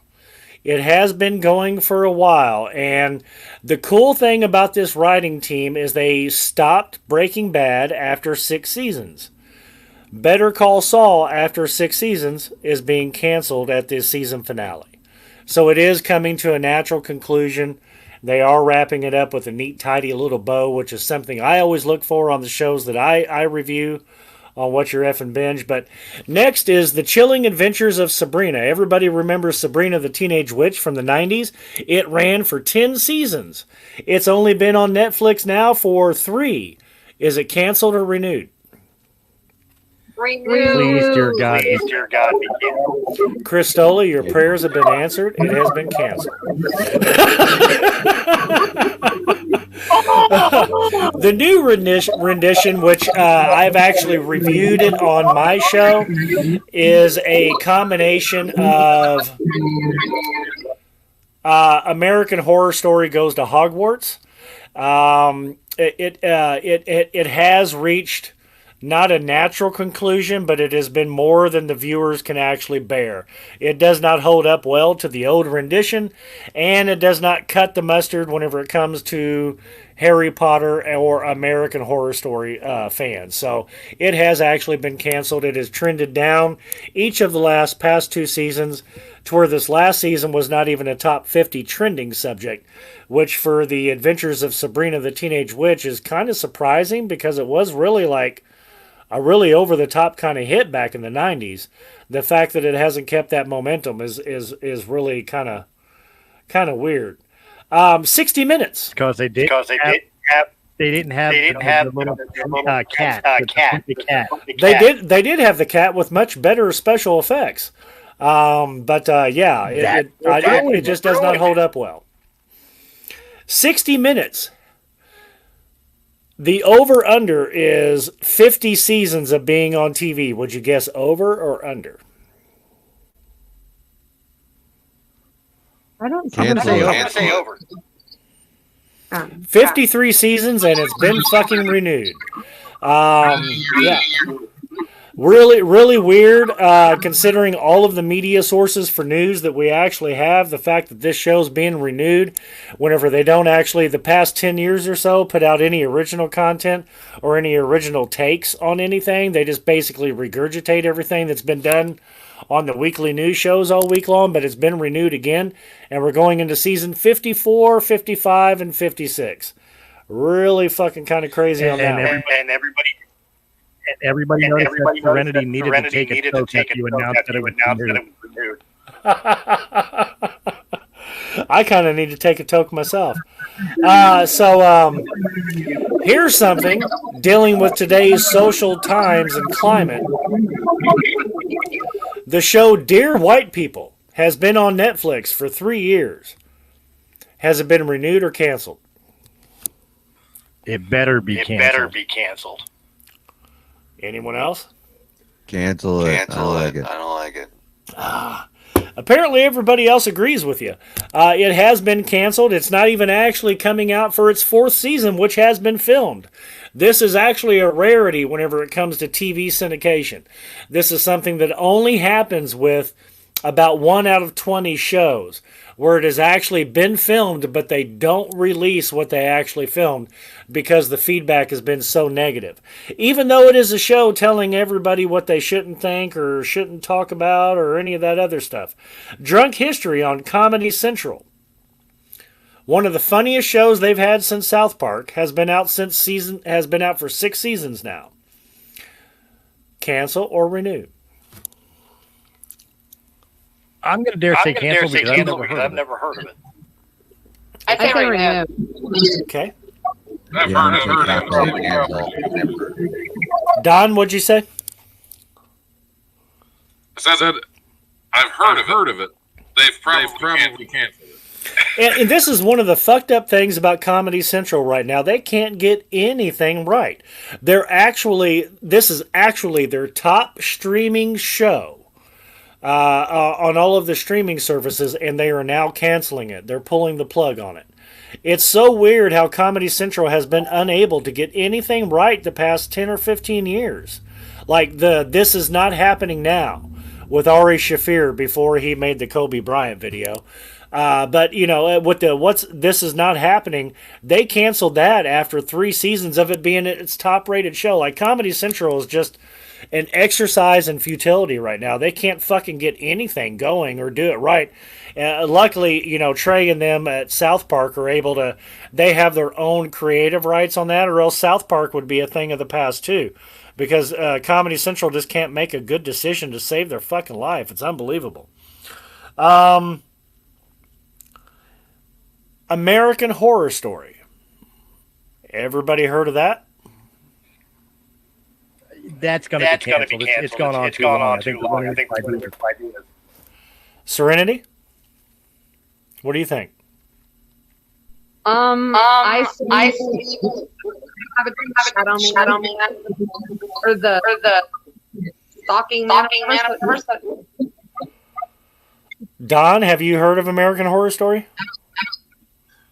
I have. Never watched it. Okay. Colin? Yeah, I've heard of it. So it went from being a Fox original to now it's on FX. And it has now ran for 9 seasons. And even though last year was its least received series, it has been renewed for seasons 10, 11, 12, and 13. So it's so weird, all of these networks, how they make these decisions. And this is one of the more interesting months that you see with showbiz. You know, at the beginning of the year in February, we're all familiar with Sweeps Week. We've all heard that term. It's been going on all of our lives, where they pull out all of these shows and they're like, well, let's see if anybody fucking watches it. If we get, a 10 share out of it or whatever, then maybe we'll renew after the pilot and we'll do a couple seasons. Well, this is actually the month going from August to mid-September where everybody finds out their fate on whether or not your show's been picked up or it's been canceled. And it's just so weird to see the decision making whenever you're looking at some of these networks, the ones that, like Comedy Central right now, they can't get right. They just fucking can't make a good decision to save their fucking life. And then you look at networks like CBS News and they're continuing 60 Minutes. And then you look at FX that's continuing American Horror Story, where Chris said it seems like it's ran its natural course. Serenity was hoping that it got renewed, but after the last season, the ratings were down so much it doesn't make any sense to actually renew it. But here they are; they're actually renewing the show for 4 more fucking seasons, not just one. So it's just weird how Studio City works. It really is. And that's this week's. Well, let's be fair. What's your effing deal? There was two more. There was two more that got the that I heard of. And that is the Walking Dead finishing their final season. But that's been been on the table for 2 years. That's not new news. Right, but they are finally ending it with it was supposed to end this year. Yeah. But the greatest news of all time, we as a culture are going to gain an additional 50 cancellation of this. And that is Keeping Up with the Kardashians is finally ending after 20 fucking seasons. Yeah, I think all of us need to take a drink and hit our fucking collective bowls on that one. The Kardashians are definitely the biggest influence of never-ending human debris that there has been for the past 20 years. But let's not anybody forget that we have O.J. Simpson to thank for the Kardashians' fucking success. Well, you know what? That brings up a debate we could all have. That's a debate we can all sit down and fucking have at one point is which one was more damaging to the culture in general. Keeping Up with the Kardashians or fucking the Paris Hilton Nicole Richie show. What the fuck was it called? I can't remember. I would have to say the Paris Hilton Nicole Richie show was far more damaging or worse on pop culture, because at the very least, Kim Kardashian has gotten the release of 29 wrongfully convicted people from prison. At the very least, she's been able to use her celebrity for that. And Paris Hilton, other than sucking a good dick, and Nicole Richie for losing an immense amount of weight, have done nothing for the world at large. So at least Kim Kardashian has done that. Stop. Did you just use the phrase Paris Hilton sucked a good dick? She did it on fucking camera. Have you ever done it on camera? Have you ever?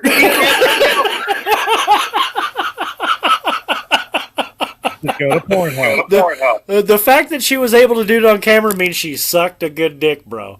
Sorry. It's just the way it is.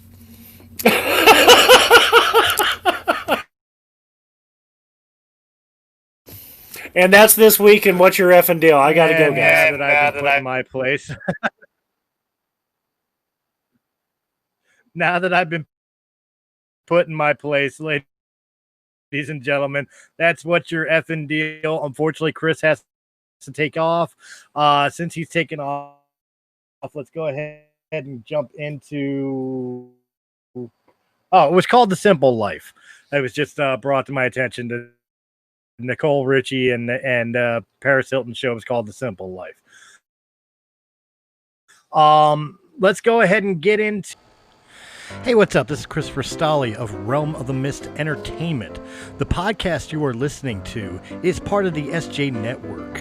Go to s-j-network.com. That's s-j-network.com for more great podcasts and information on those shows, as well as information and ability to contact publicist Steve Joyner for more information. Just go to the website and check out the family. Ladies and gentlemen, until then, enjoy the show.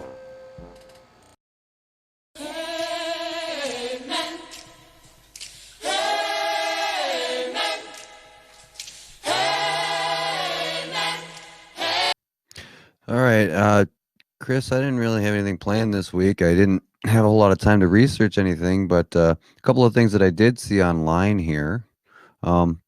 See somebody apparently on goodnewsnetwork.org, they're talking about real life Willy Wonka gives away a candy factory and a giant treasure hunt. That sounds pretty positive.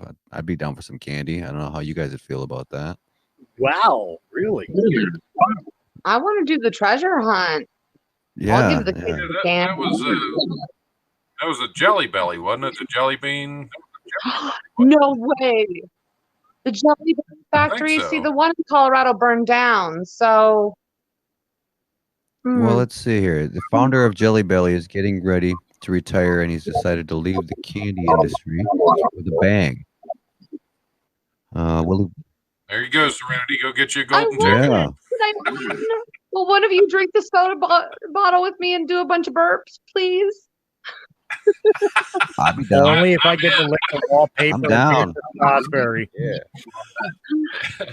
I think that we would make the perfect cast for that type of thing. I'm sure Chris Ritter would Except totally our ages, of course.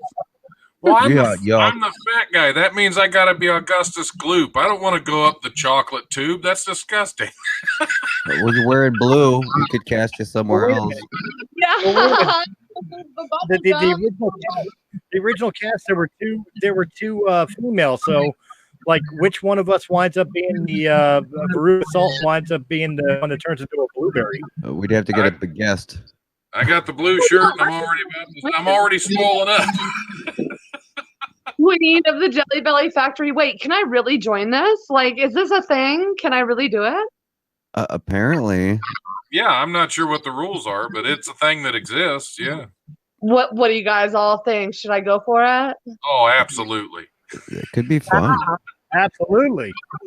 It says you can sign up for one of their actually you at thegoldenticket.com. Serenity got all excited for each of the 50 Serenity got all tickets. excited for Jelly Belly. I've been thinking for a while we should all do a game challenge where we all go to a $5 store and pick up some Bean Boozled and live on the air do the Bean Boozled challenge. Right. I got Jelly Bellies by the pounds, man. Seriously, I've invested enough where I deserve a golden ticket. Well, it says here you can sign up for one of their treasure hunts at thegoldenticket.com website, and each of the it keeps moving around on me. Each of the 50 golden tickets is redeemable for $5,000 in cash. Some of the states have already sold out. There's a cost of $49.99 to enter, but all it takes is one entry to be included in the grandest hunt of all. And this is where it gets very Wonkalicious. Anyone who joins at least one treasure hunt will be eligible to serve for the ultimate treasure, the ownership deed of one of David's candy factories, and an all-expense-paid trip to be educated at a candy-making university. Oh my God. I'm sorry. I don't see this as Wonkalicious if there's a $50 entry fee, because all the Charlie Buckets of the world can now not afford it. Well, yeah. It's a little disappointing. Well, for him, that getting that $1 to buy a candy bar was probably like $50 to some people. I mean, like, come on. Yeah, but he's still got the candy bar. Let's take donations so we could all join the golden ticket. And oh my God, I seriously want to change my underwear. I'm gonna do this. Look, if I win and I become the owner, if I win and I become the owner of the Jelly Belly factory, I guarantee you that nobody's going to want to work in that factory because I will make it requirement that everybody that works in there has to dress like an Oompa Loompa. That just it's going to happen. And no dance on demand. Yeah, absolutely. Yes, I need an Oompa Loompa every half hour of your shift. Well, I would just be happy to just be there and have all that candy, man. Oh God, let's go. I'm so in. Yeah, I mean, and if somebody can't afford it, you know, they could get like a GoFundMe account. Like, I really want to take it. You know, that's what I was thinking. I mean, if we want to feel good about ourselves, we'll start a GoFundMe for like a certain number of the Charlie buckets so that they can enter. Yeah, our viewers want to join us in this, you know. Come on, let's make a big group of us and get it together. Come on. It could that be could be a Patreon thing. All of our people who listen to us, if you want to help a Charlie bucket to enter this contest, donate this month to the Patreon page, $1 a month. If you donate, that $1 will go towards somebody picked at random who cannot afford the $50 entrance fee to get a chance to own and it's just $1. That's a drop in the bucket. Sure. Send us all your information. Pun. Yeah, I think that pun actually hurt Chris. I think that physically injured him. Anytime you're talking about a whole bunch of candy, I'm a fan. So I don't know. I might even register for this. That literally felt like I just got bit on the head of my dick by a snake. There's a link on the article at goodnewsnetwork.com. The snake's lockjaw came down on you finally. The lockjaw hit. That was the amount of head I never looked for. Yeah, I'm not doing any promotion for myself either. You know, like. What else we got here? It says another headline: McDonald's breaks new ground with returnable, reusable coffee cups. Oh God, that's good or bad. Yeah, during a pandemic, that's perfect. Yeah, let's hear it for McDonald's. Rah rah. You know, dude, I don't see how that works. The other day, Jen and I went to Taco Bell and went through the drive-thru to get dinner. And when you go up to the register, you know, the first window for them to take your money and all that, if you're paying cash, they hand out a cup to you to put the cash in, and then they, you know, bring out the change. And when they give you the change, they hand the cup back out to you with the change in, and they tell you to just take the cup. Like, they don't want to touch anything you have. And now we're going to have reusable coffee cups. Yeah, I don't know how it's going to work with the COVID. Well, I know that every single McDonald's cup I've ever seen in my car or any friends of my cars, no. I mean, I always reuse it, but usually it's like for an ashtray. Yeah, that's what I'm saying. Like, when you spew in this. Yeah, like somebody's chewing tobacco here, spitting this thing. That's recycling. Reusable. She brought the Wayne's World in. Oh, yeah. Spew of this, sure. God, you guys are like... Just today. Hopefully it's not a small cup. Oh, my God. So kind of funny, like when I used to climb the rope in gym class. Oh, I missed that rope. That rope burn felt good, didn't it? No, I'm kidding. Well, I actually held the record for that. Okay, I don't feel so bad about last week's joke because Serenity's doing it too. Great, we've corrupted her now. Good job. Right. First, I come in all innocent. I get corrupted. Now we've corrupted Serenity. Well, I knew it was only a matter of time. I'm at my wit's end here. Colin's the holdout. Colin is the holdout. He's our saving grace. He's the only one blocking us from hell's door. He's not corrupted, but we both know he is, or we all know he is. Well, as long as you don't say it too loud, we're all good. Yeah. So then another thing is, I guess in our local paper here, there was a poll pandemic poll on how the pandemic takes its toll on mental health of young adults. So apparently we're not the only ones who are having these types of thoughts about what is our mental health of people and with depression and things like that. And it's just nice to see that it was actually in our local paper here in our smaller community in Upper Michigan. I'm like, damn, you know, we're kind of trying to stay on the ball with this stuff. So I'm impressed by that. I'm actually pretty happy with my local community for that. That is really it's kind awesome. of funny how we just bookended the whole entire show with starting with depression and talking with Brian Snow, and now your community is actually proactively trying to affect it during the COVID thing. That's kind of neat how we just kind of inadvertently bookended the show that way. Right. I mean, I look at different world events and things sometimes in our local paper, and sometimes they're there and there's something decent worth looking at, and sometimes there's not. But it just so happens that today I look in our paper and I'm like, the weekend edition. Oh, and there's this thing that they pulled from a Phoenix, Arizona area press and put in our paper about this. And I'm like, well, that's a coincidence, and that's good because we don't want our young people to have bad mental health issues and stuff over this pandemic. You know, people need to understand it's going to end. It's not going to last forever. So we just got to stay tough and keep our heads on straight and communicate and talk to each other about what's depressing us and bothering us. It's the only way we're going to get through it. We got to stick together. Yeah, being a mother. Look, the best way we can end. Go ahead, Serenity. I'm sorry.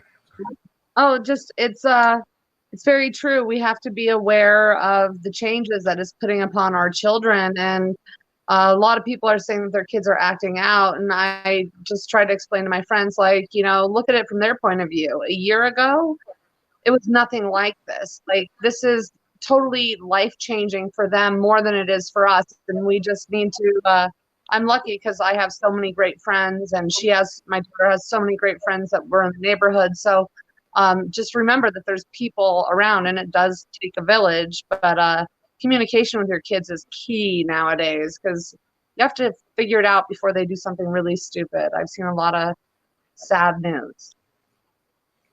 Look, I have the ultimate cure for young people's depressions and bad influences. Cancel the Fast and Furious movies. Just stop making them. But no, honestly,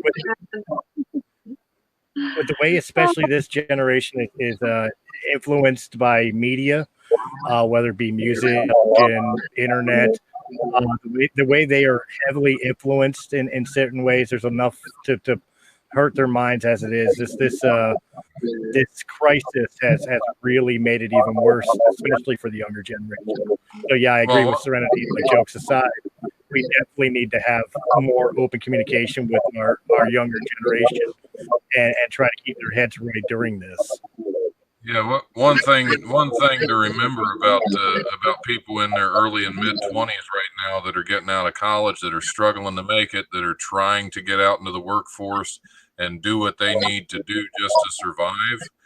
Everything shut down. A lot of them are out of work, and this is also a generation that grew up while they were growing up with 9/11. So I mean, it's like their life kind of started with tragedy, and here they are trying to get their adult life started, and this happens now. So there is you can definitely see a need to discuss this depression and discuss the things that are going on with younger people in their 20s and younger, because they've had a rough go from the beginning, it seems. Yeah, that's awareness is the key. You know, I mean, anything that's a conflict or a struggle in this world, they always say Rome wasn't built in a day, and it takes a village to raise a child, and things like that. I mean, people in general, they're not wrong when they think things like this. They're speaking from the heart, and they're thinking of what's keep your eye on the prize type of mentality.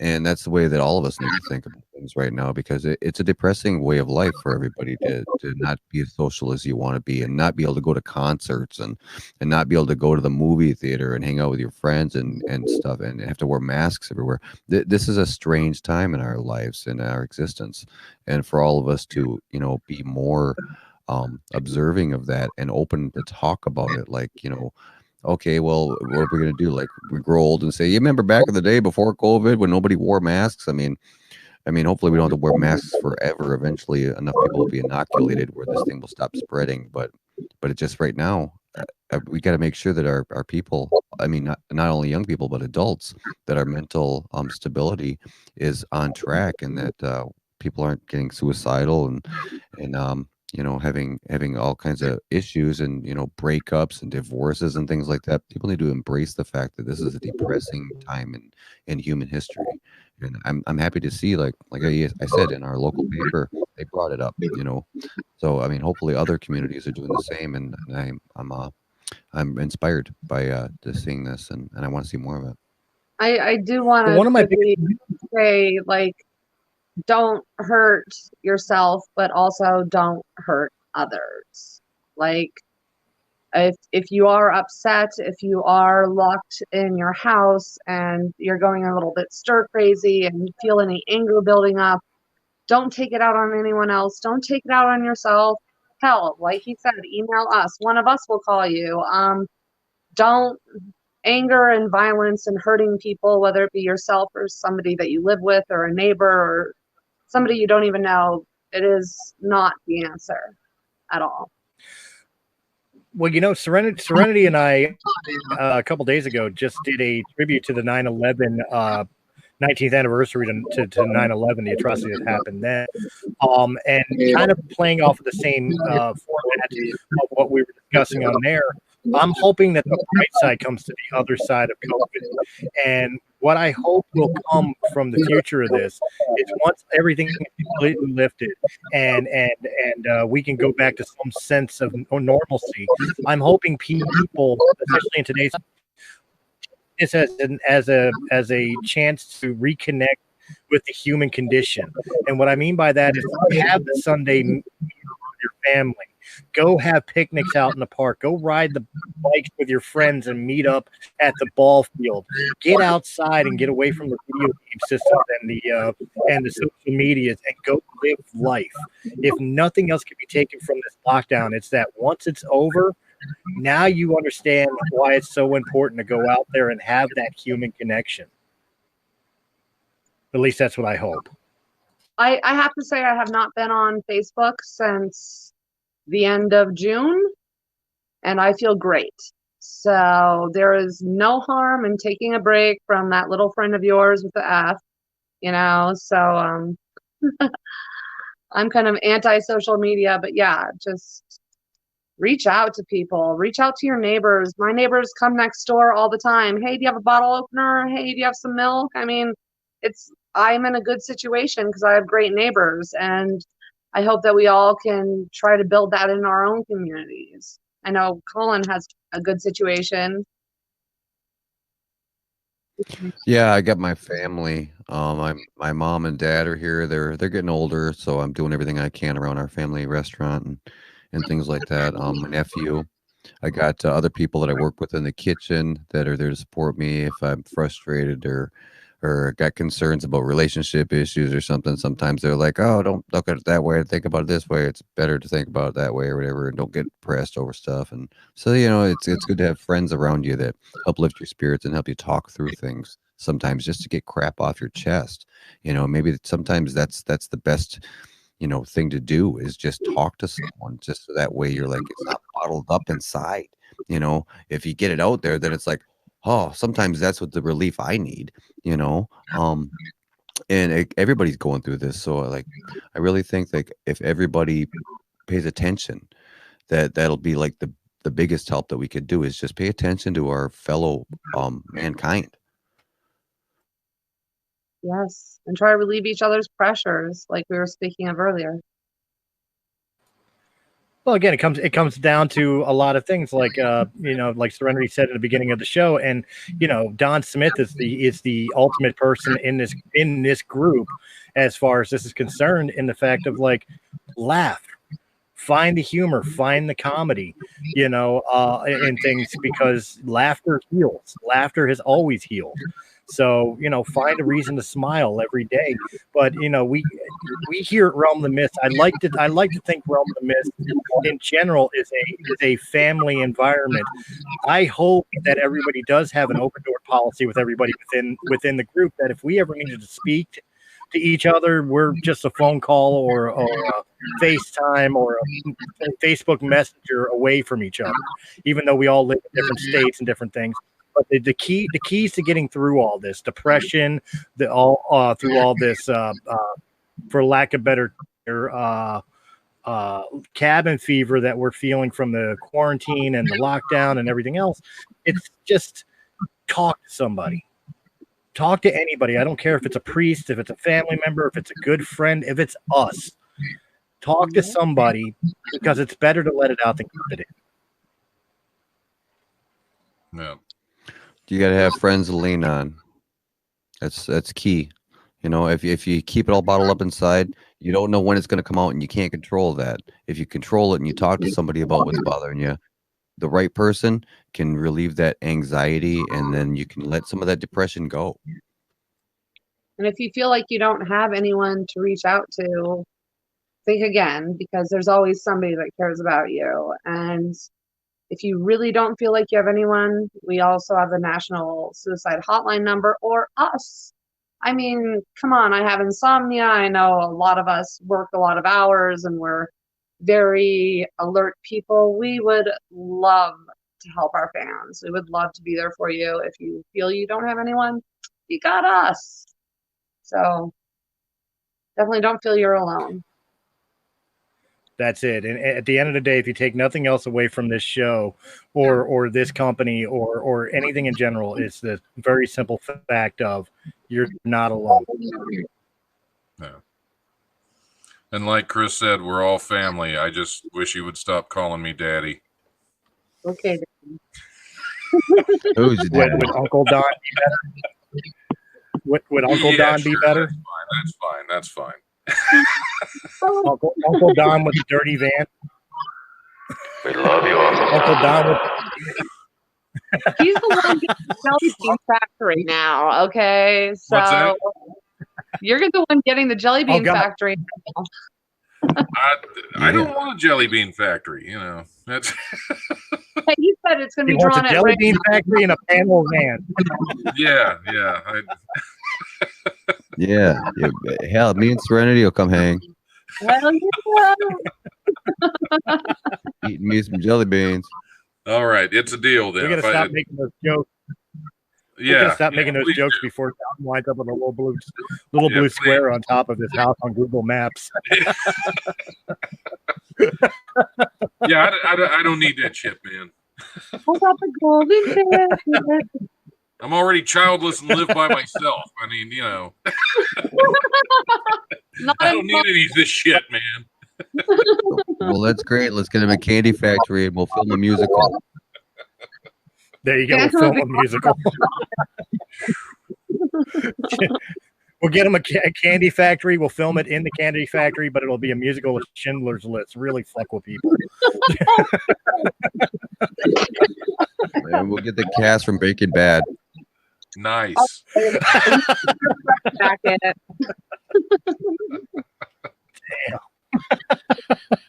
All right, guys. I don't think we could fuck anybody up mentally that much more than we already have for the last 2 hours. So let's go ahead and go around the round table and tell everybody where they can find you or talk to you, and we'll pick this one out. Serenity, we'll start with the ladies. Serenity Stone. Reach any of them. Email any of them. They'll get in contact with you. Sorry, Chris. I don't really want to give out my information yet. No problem. Colin? You can email me at colinwashburn@gmail.com. Otherwise, I'm on Facebook, Colin Washburn Facebook, or else on YouTube. Hit me up. Oh, you know what? I should say vinylprofitrecords@gmail.com. If any music fans out there want to, that is my business email. And of course, Don Smith. Well, you can always find me on Facebook at the Life 1069 or the Life Radio Show or at Don Smith Comedy. You can find me on Twitter as Don Smith Comedy. You can reach me by email at the life1069@gmail.com. And be sure to tune into the Life Radio Show for more of my nonsense. And of course, guys, we thank you very much for hanging out with us on Realm of the Mist Entertainment. You can find this on YouTube. Just hit the like button, subscribe, comment, share this video, especially to somebody that needs a good laugh or maybe that needs to hear the encouraging words that we spoke today.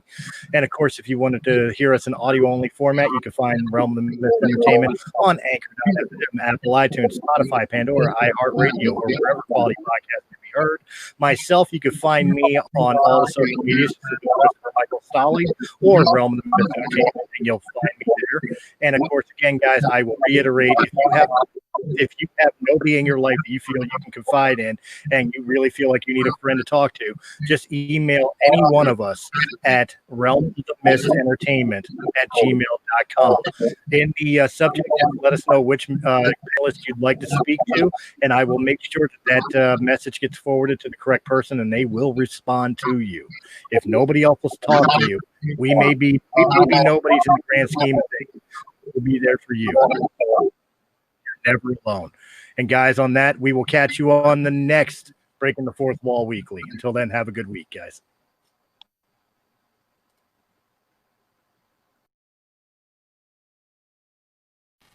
Hey guys, it's Chris from Realm of the Mist Entertainment. If you enjoyed this video, please hit that thumbs up button. Like, share, comment, subscribe. Check out all the other great podcasts that can be found on Realm of the Mist Entertainment's YouTube channel or our sister channel, Sounds Dicey Gaming, for all your tabletop needs. And if you prefer your podcast in audio-only format, check out Realm of the Mist Entertainment on Anchor.fm, Apple, iTunes, Spotify, Pandora, or wherever quality podcasts can be heard. To our Patreon supporters, we thank you very, very much. And if you're interested in being a Patreon supporter, please go over to patreon.com/Realm of the Mist.